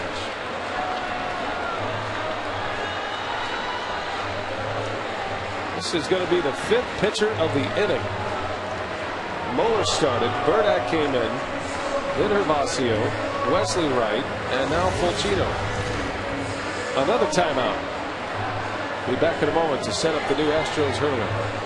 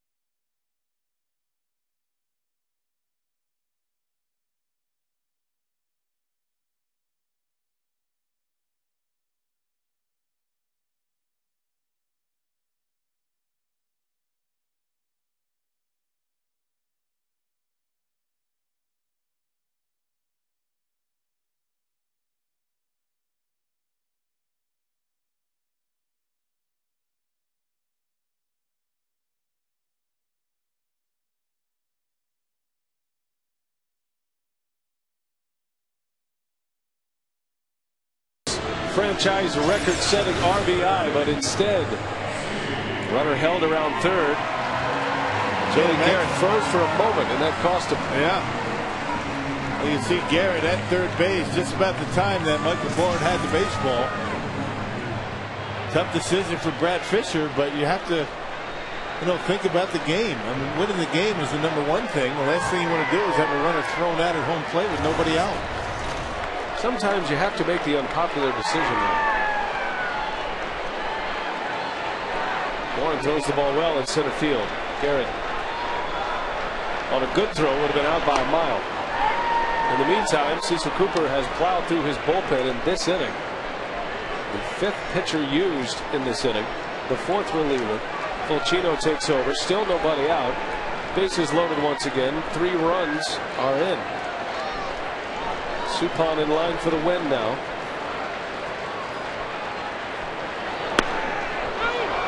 Oh, 2 to McGee.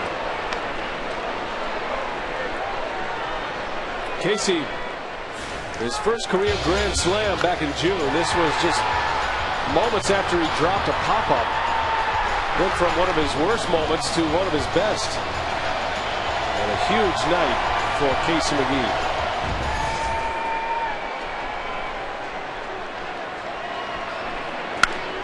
There's a base hit. Garrett will score. And here comes Braun to score. 2 RBIs for McGee. The hits keep coming. Well, 6 hits and a walk in this inning. Cecil Cooper has used 5 pitchers in 1 inning and has not been able to record an out. And sometimes you think you've seen everything. Tonight we've seen an umpire sit in the Brewers dugout during the game. And we've seen 5 pitchers in an inning without an out being recorded. It's an amazing game, this game of baseball. That's why you got to pay attention. That's why you got to come to the ballpark. Doesn't matter what's going on around you. There's always something to be seen at the ballpark. Well, the 36,000 that are here tonight certainly enjoying this one. Jeff Suppan enjoying what he has seen from his offense. Just 1 run leading up to the 7th inning. Casey McGee now 21 ribbies this month. And if you're not talking about Casey McGee as a Rookie of the Year candidate, you're not paying attention. The numbers speak for themselves.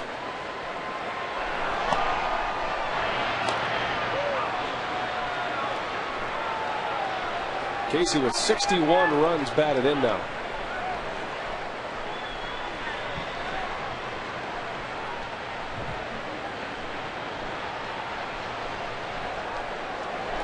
Two on, nobody out.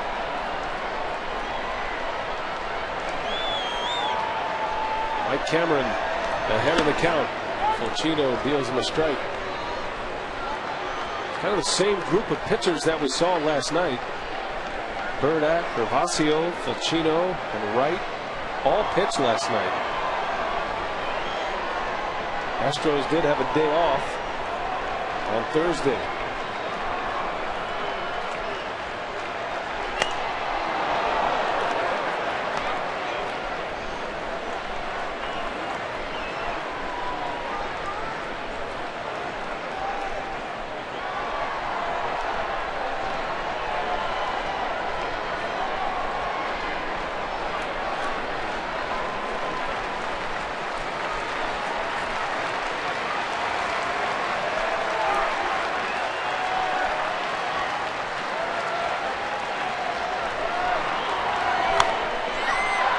Serves one to left. Carlos Lee coming in.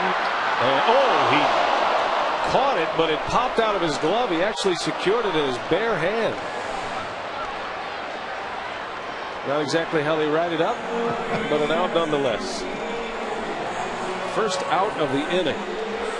The 8th batter of the inning. Whoop. Got it. Nice out points in baseball. It's an out. From the glove to the belly to the hand.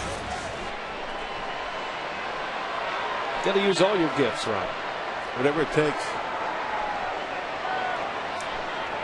So the 9th man to hit, J.J. Hardy. 6-2 Brewers. What an inning.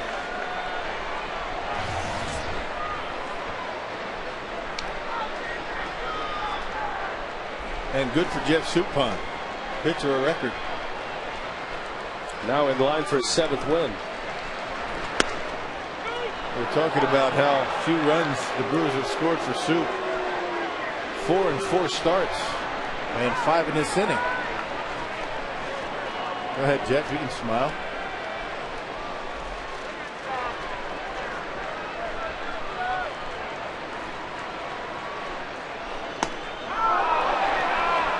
Hardy down on strikes. 2nd out of the inning. And the man who started all of this, Jason Kendall. He led off this 7th inning with a single.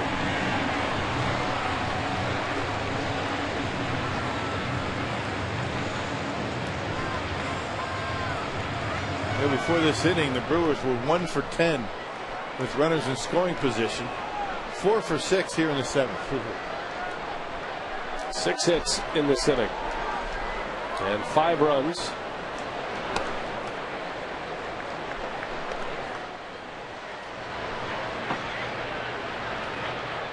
The Brewers have put some big innings on the board here recently. Had a 4-run inning in Chicago and a 5-run inning at Wrigley Field as well.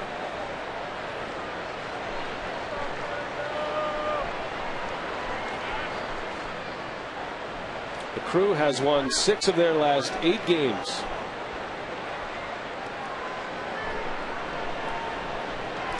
Out of the race, but putting it together down the stretch. And still with an opportunity to get over that 500 mark. 3 games under to start the day.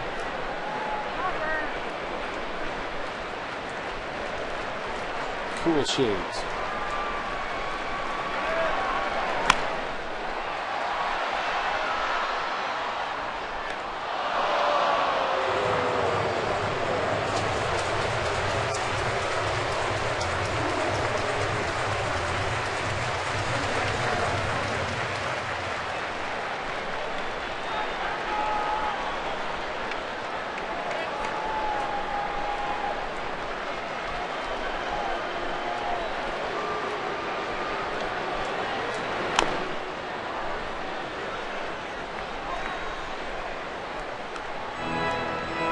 Whoever it is that's coming into pitch in the next inning is ready to go.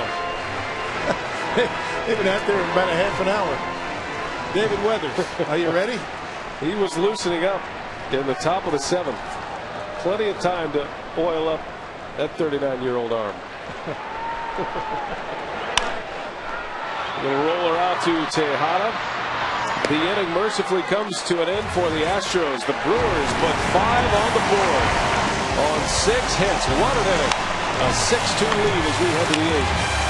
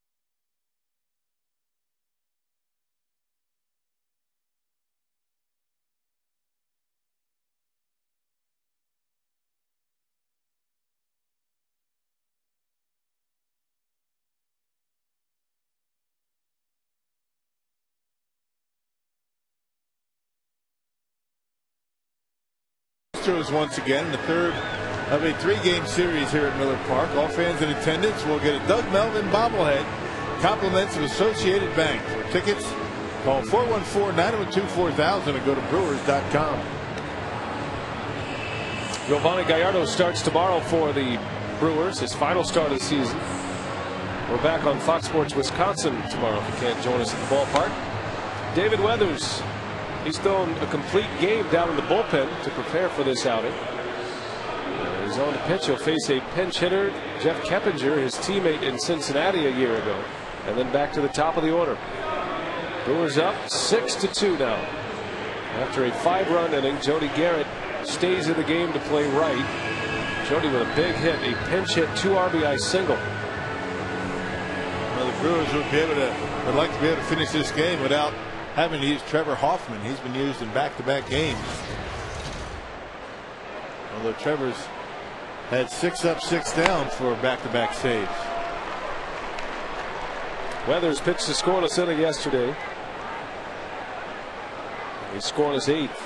Went right through the heart of the order yesterday too. Retired Lee, Berkman, and Tejada. There's a bouncer.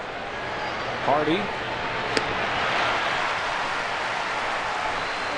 And one gone.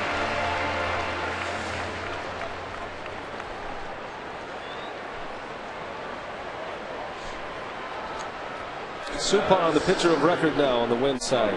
The Brewers can hang on. He'll win his 7th. Certainly deserves a win tonight. The way he pitched, 7 innings, a season high, 7 strikeouts.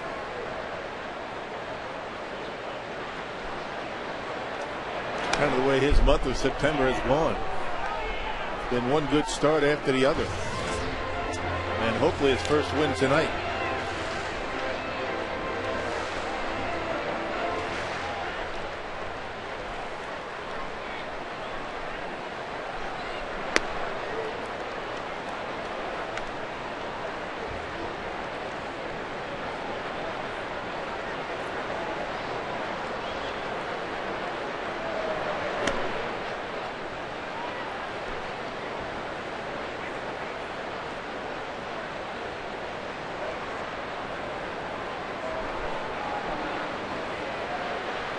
Born in that slightly open stance.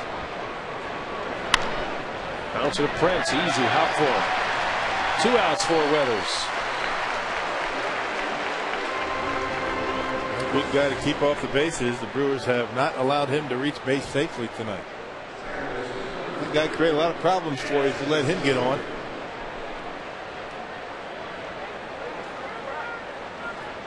Weathers, the owner of a couple of World Series rings. A World Series appearance with the Blue Jays back in the early 90s, and then with the Yankees in 96. Pitched 3 games in that World Series in 96. Yankees beat the Braves. 19 years, 2 World Series rings, not bad.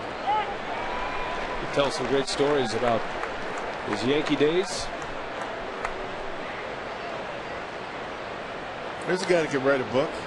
Oh man. Every time we talk to David Weathers, and really no lack of interesting stories from David about any subject.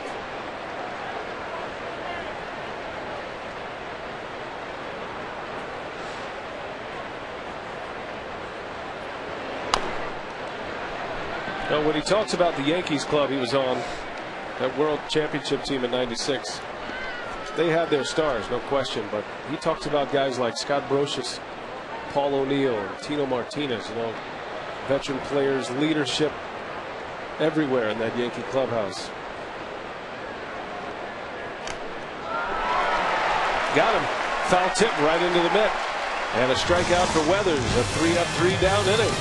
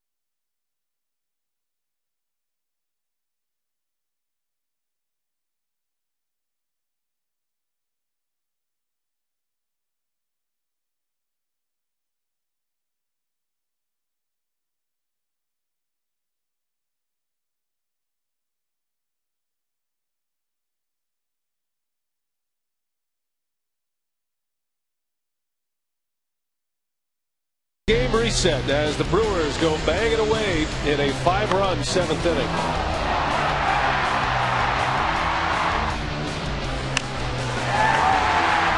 Well, it just seems like everything the Brewers hit found a hole. All started with a Jason Kendall base hit. Bourgeois with that bunt base hit. Sometimes when it rains, it pours. Brewers 1 for 10 with runners in scoring position until the 7th. And after that, in the 7th, 4 for 7, making up for it. Big hits from Casey McGee and Jody Garrett, each driving in a pair. And it's 6-2 Milwaukee as we head to the bottom of the 8th inning. Brewers trying to win their 4th straight game and 7 of their last 9. New pitcher is on for the Stros. Their closer is in. With a 4-run deficit, Jose Valverde. This is the spot you'd like to see the opposition's closer. Just trying to get some work in. Very unusual to have your closer come in on a night where you're down by 4 runs and you've got a day game tomorrow. Valverde, as we talked about, big strikeout pitcher, has a good splitter. Jeff Keppinger stays in the ball game in a double switch at second base. Brewers will send up a pinch hitter in Weather's spot of the order. Corey Patterson.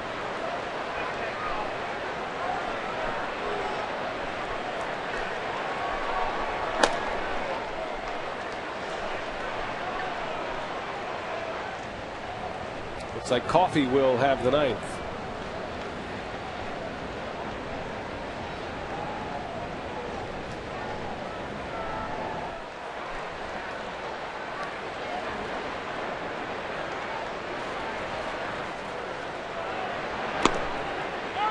Valverde has been on some kind of run for the Astros lately. He's working on 17 consecutive scoreless innings. That's the longest streak in the National League. And has 21 saves in his last 38 games. A team that's not winning much, but Valverde still racking up the saves. Plenty of hair on that fastball as well, as usual. He hasn't pitched since the 12th against the Pirates. That's a long layoff. 7 days. He was hurt earlier this year, had a calf injury and an ankle injury. One of his blown saves came against the Brewers at Minute Maid Park. Fielder homered against him as he strikes out Patterson.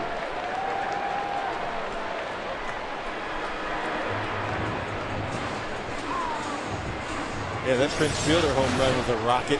Line drive, barely made it over the wall and right. He's got big fastball, mid-90s, and a tremendous split-finger fastball.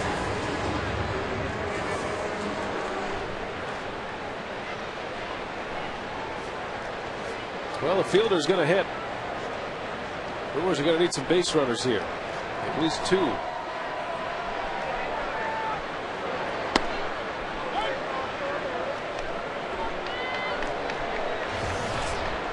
Lopez on base 3 times again tonight.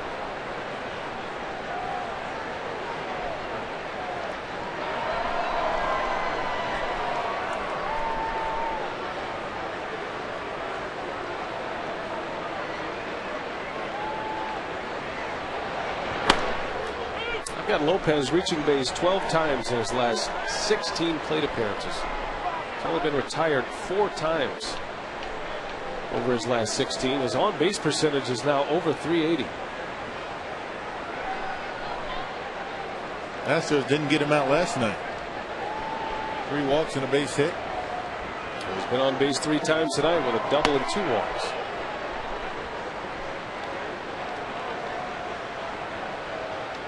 He will be a highly sought-after free agent this offseason.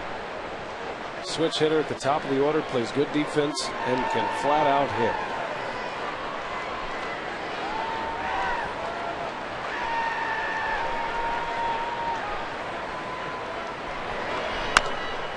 Little bouncer, going to be a tough play. Tejada, and it's not in time. Lopez legs one out. We haven't seen Lopez run like that in a while. He's been bothered by hamstring issues. He got down the line well that time, sniffing a base hit. He comes up with his second of the game. Hey, you find an extra gear when you think you might get a base hit.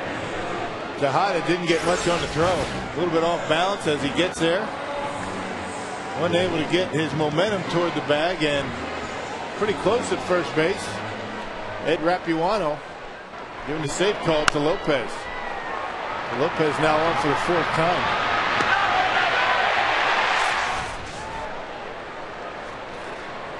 Two hits and two walks. And here's Jody Garrett for the second time.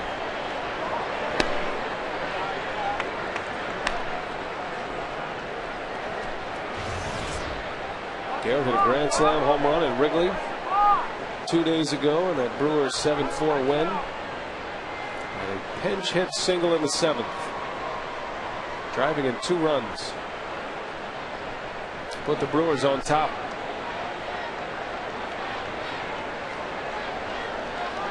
Lopez takes off. Garrett cuts right through on that. A good cut. Last time you saw Lopez try and steal the base. Exactly. I mean, maybe that infield hit gave him a little confidence that he can air it out a little. I mean, his hamstrings, both hamstrings this year, even with the Arizona Diamondbacks, he had trouble, but he really hasn't shown Brewers fans his full game. He's been hitting well, but the speed game is as big a part of his game as anything. He's only attempted 3 steals as a Brewer, and he's 0 for 3. I think 2 of those came in the first game, didn't it? I think so. Pittsburgh. 1-2 to Garrett. Last inning, Jody Garrett called off the bench to hit for Corey Hart. And delivers. He stayed on that pitch nicely. They would get on top. Put the Brewers ahead 3-2. They would go on and add 3 more to it. And a 5-run inning.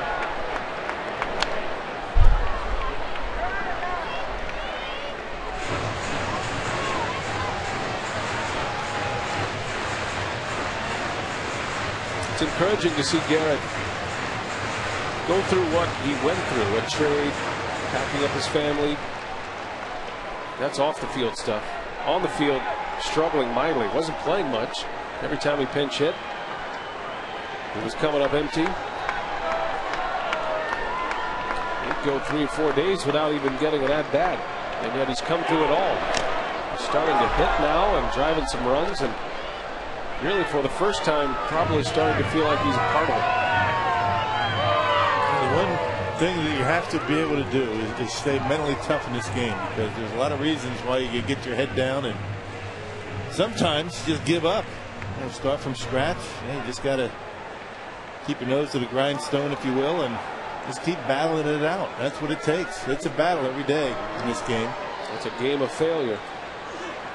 And once you think you figured it out, it comes back to bite you again. All your line drives end up in gloves.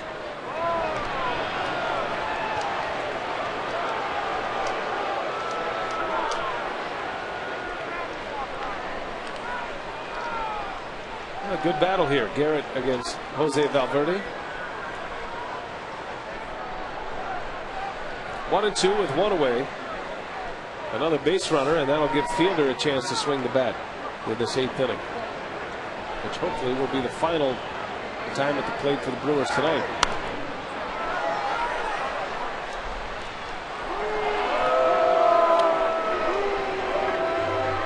Chicago native Jody Garrett.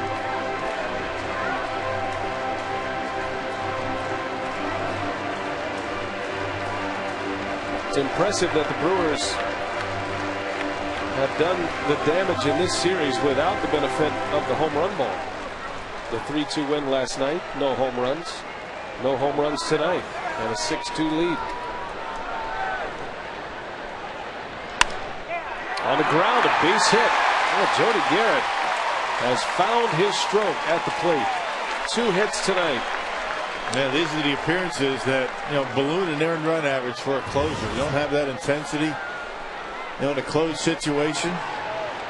Felipe Lopez, now Jody Garrett picking on a split-fingered fastball down in the zone, going down to get it and finding a hole right back through the middle. Jody Garrett 2 for 2. 12th hit for the Brewers. They had 4 hits entering the 7th inning.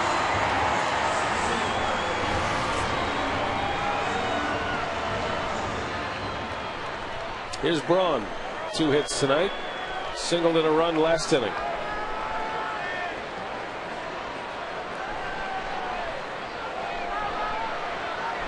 Two on. Braun at the plate. Prince Fielder would be next. And barring a double play, Fielder will get a chance at that RBI record once again.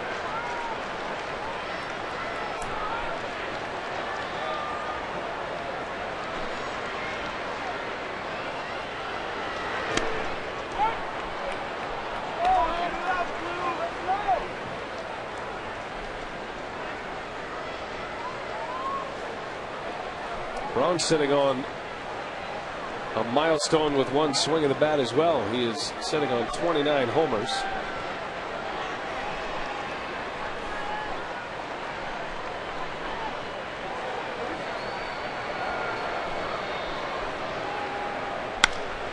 To right, a base hit. Lopez around third. Going to test the arm. No, Lopez holds up. Boy, that was a smart move by Felipe Lopez. Yeah, good thing. Well, here we go. Fielder will bat with the bases loaded. He could knock out both franchise records right here and now with a bases loaded walk.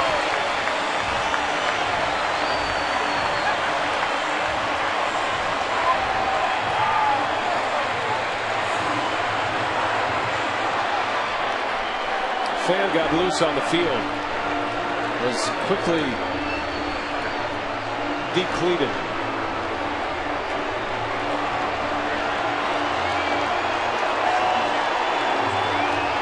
He's going to miss all the fun now. Yeah. Not that he'll remember anything that's happened tonight anyway. Spend the night in jail. Hope it was worth it. Fielder his last time up. Singled back up the middle. Garrett had to freeze for a moment. It looked like that was going to be the record-breaking RBI. Garrett was held up.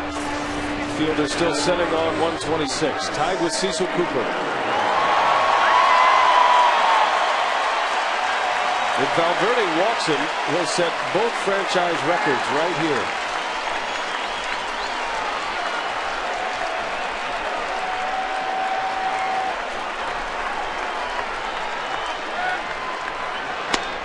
Strike down the corner.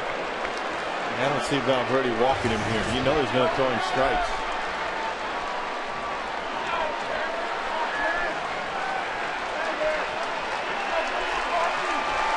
A franchise record on the line for Fielder.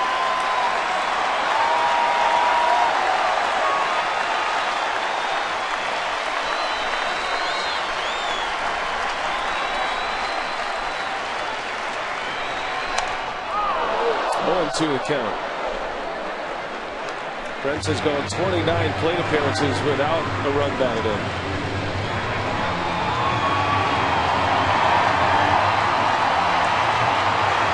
His home run against Valverde came earlier this year to put the Brewers on top.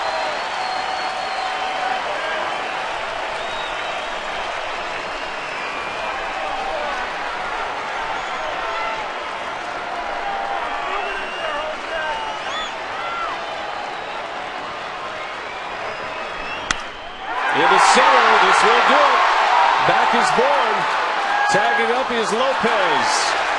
And he will score. And Prince Fielder stands alone. A franchise record for runs batted in, number 127.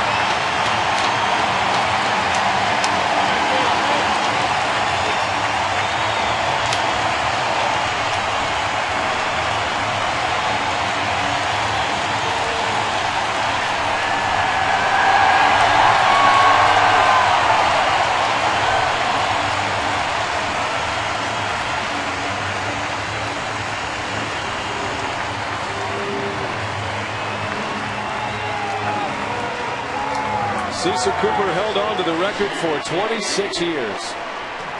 Set it in 1983. And it looked as though he gave a little tip of the cap to Cecil Cooper over there in the dugout when he went out for his standing ovation. He's a class guy, I'll tell you. Prince Fielder never ceases to amaze you.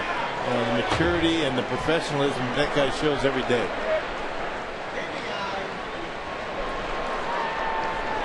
He knows this moment is more than just being about him. He knows the kind of history that this franchise has had and the players it has had. From one legendary first baseman to a guy making a legend out of himself right now.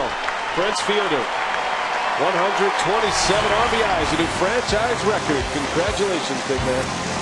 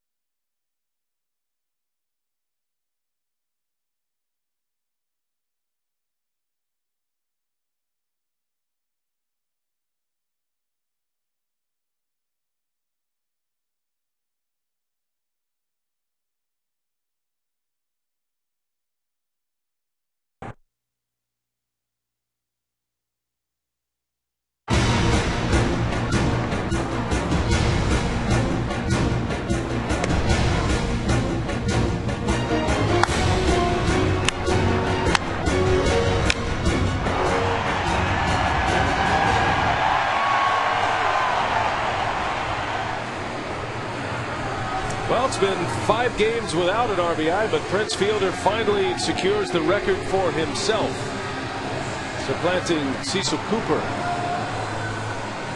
And Fielder makes it a 7-2 game.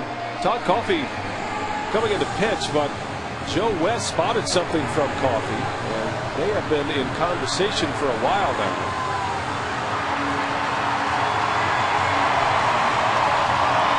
Not sure what it's all about, but Ken Maka wanted an explanation. That'll be something to follow up for later. Something in the glove. I'm not sure that what was going on with that, but umpires not going to go out and do that on their own. I mean, they have to really be asked to go check equipment by one of the managers. Coffey appearing in his 70th game of the year. He'll have Lance Berkman, Carlos Lee, and Hunter Pence to get through. The Brewers trying to work their way through this ninth. Coffey's just now starting to warm up here.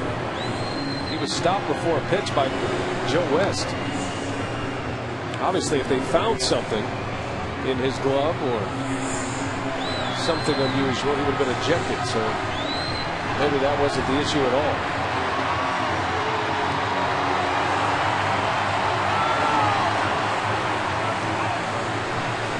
Interesting story to follow up on. That's the first time we've seen anything like that regarding any of the Brewer pitchers, for that matter.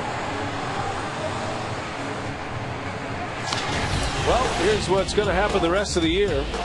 The homestand continues tomorrow, Sunday the 20th. It'll be the final game of this Astros series. The Cubs are in for 3, and then the Phillies are in for 4. The 27th wraps up the final homestand of the year. The last regular season home game Fan Appreciation Weekend on the 25th through the 27th. So we hope you'll make plans to join us. Big crowds expected. Trying to send the Brewers on the final road trip off on the right foot. The Brewers are doing some winning now. They have won 5 of their last 7 games. And a chance to go 6 of 8 if they can get 3 more outs.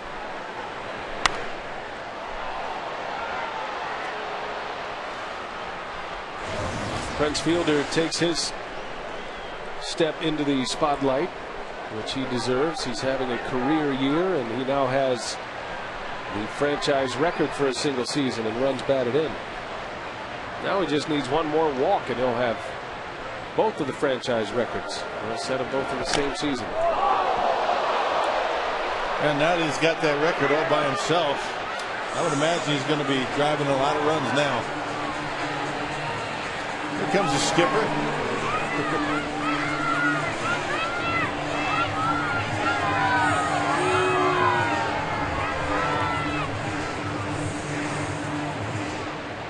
Well, good to see the skipper with a chance to smile. The ball club has played well lately. Look out. Ole.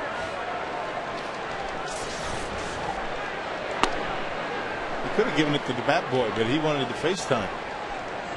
He wanted to hand deliver that to Berkman. Here you go, Mr. Berkman. Always been a fan. How about you swing at the next pitch and pop up?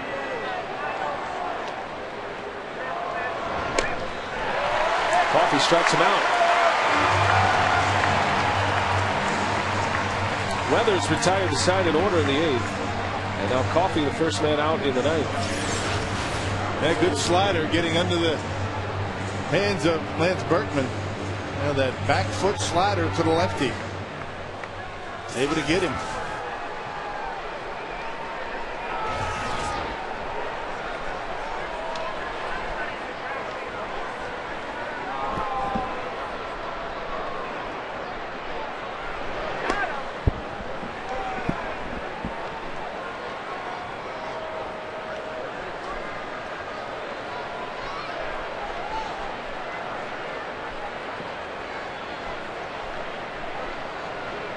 Carlos Lee with 1 gone in the 9th.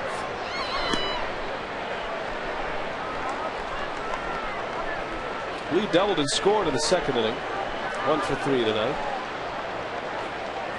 Prince Fielder made a bid at that record-setting RBI early in this game. Back in the 1st inning, Carlos Lee ran 1 down toward the line. Bouncer to Hardy. Long throw in time. 2 outs.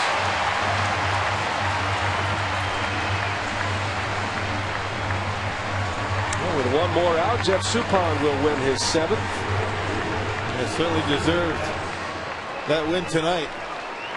5-run 7th inning. Another good outing by Suppan, rewarded with a win so far. It leaves 1 more out.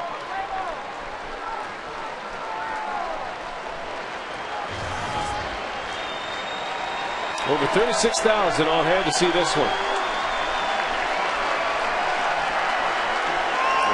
To wrap up a victory.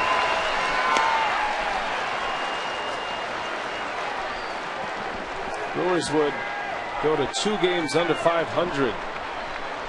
74, make it 73 and 75.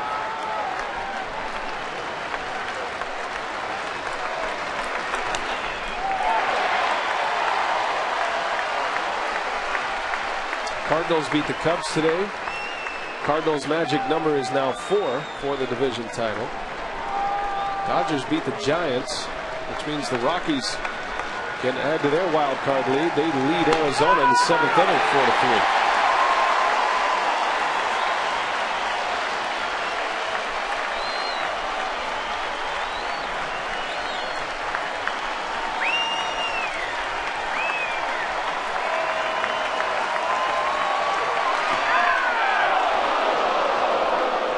Two and 2.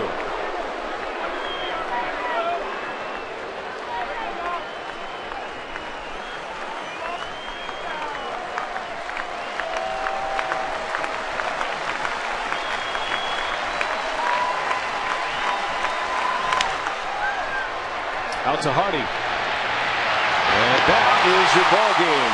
The Brewers win it. They beat the Astros 7-2. But Rock, this night belongs to Prince Fielder, the new record holder for RBIs. Well, you knew it was going to happen sooner or later. Big Prince able to get the sacrifice fly in front of Cecil Cooper, in front of his home crowd. And it's always helpful that he was able to get the win as well.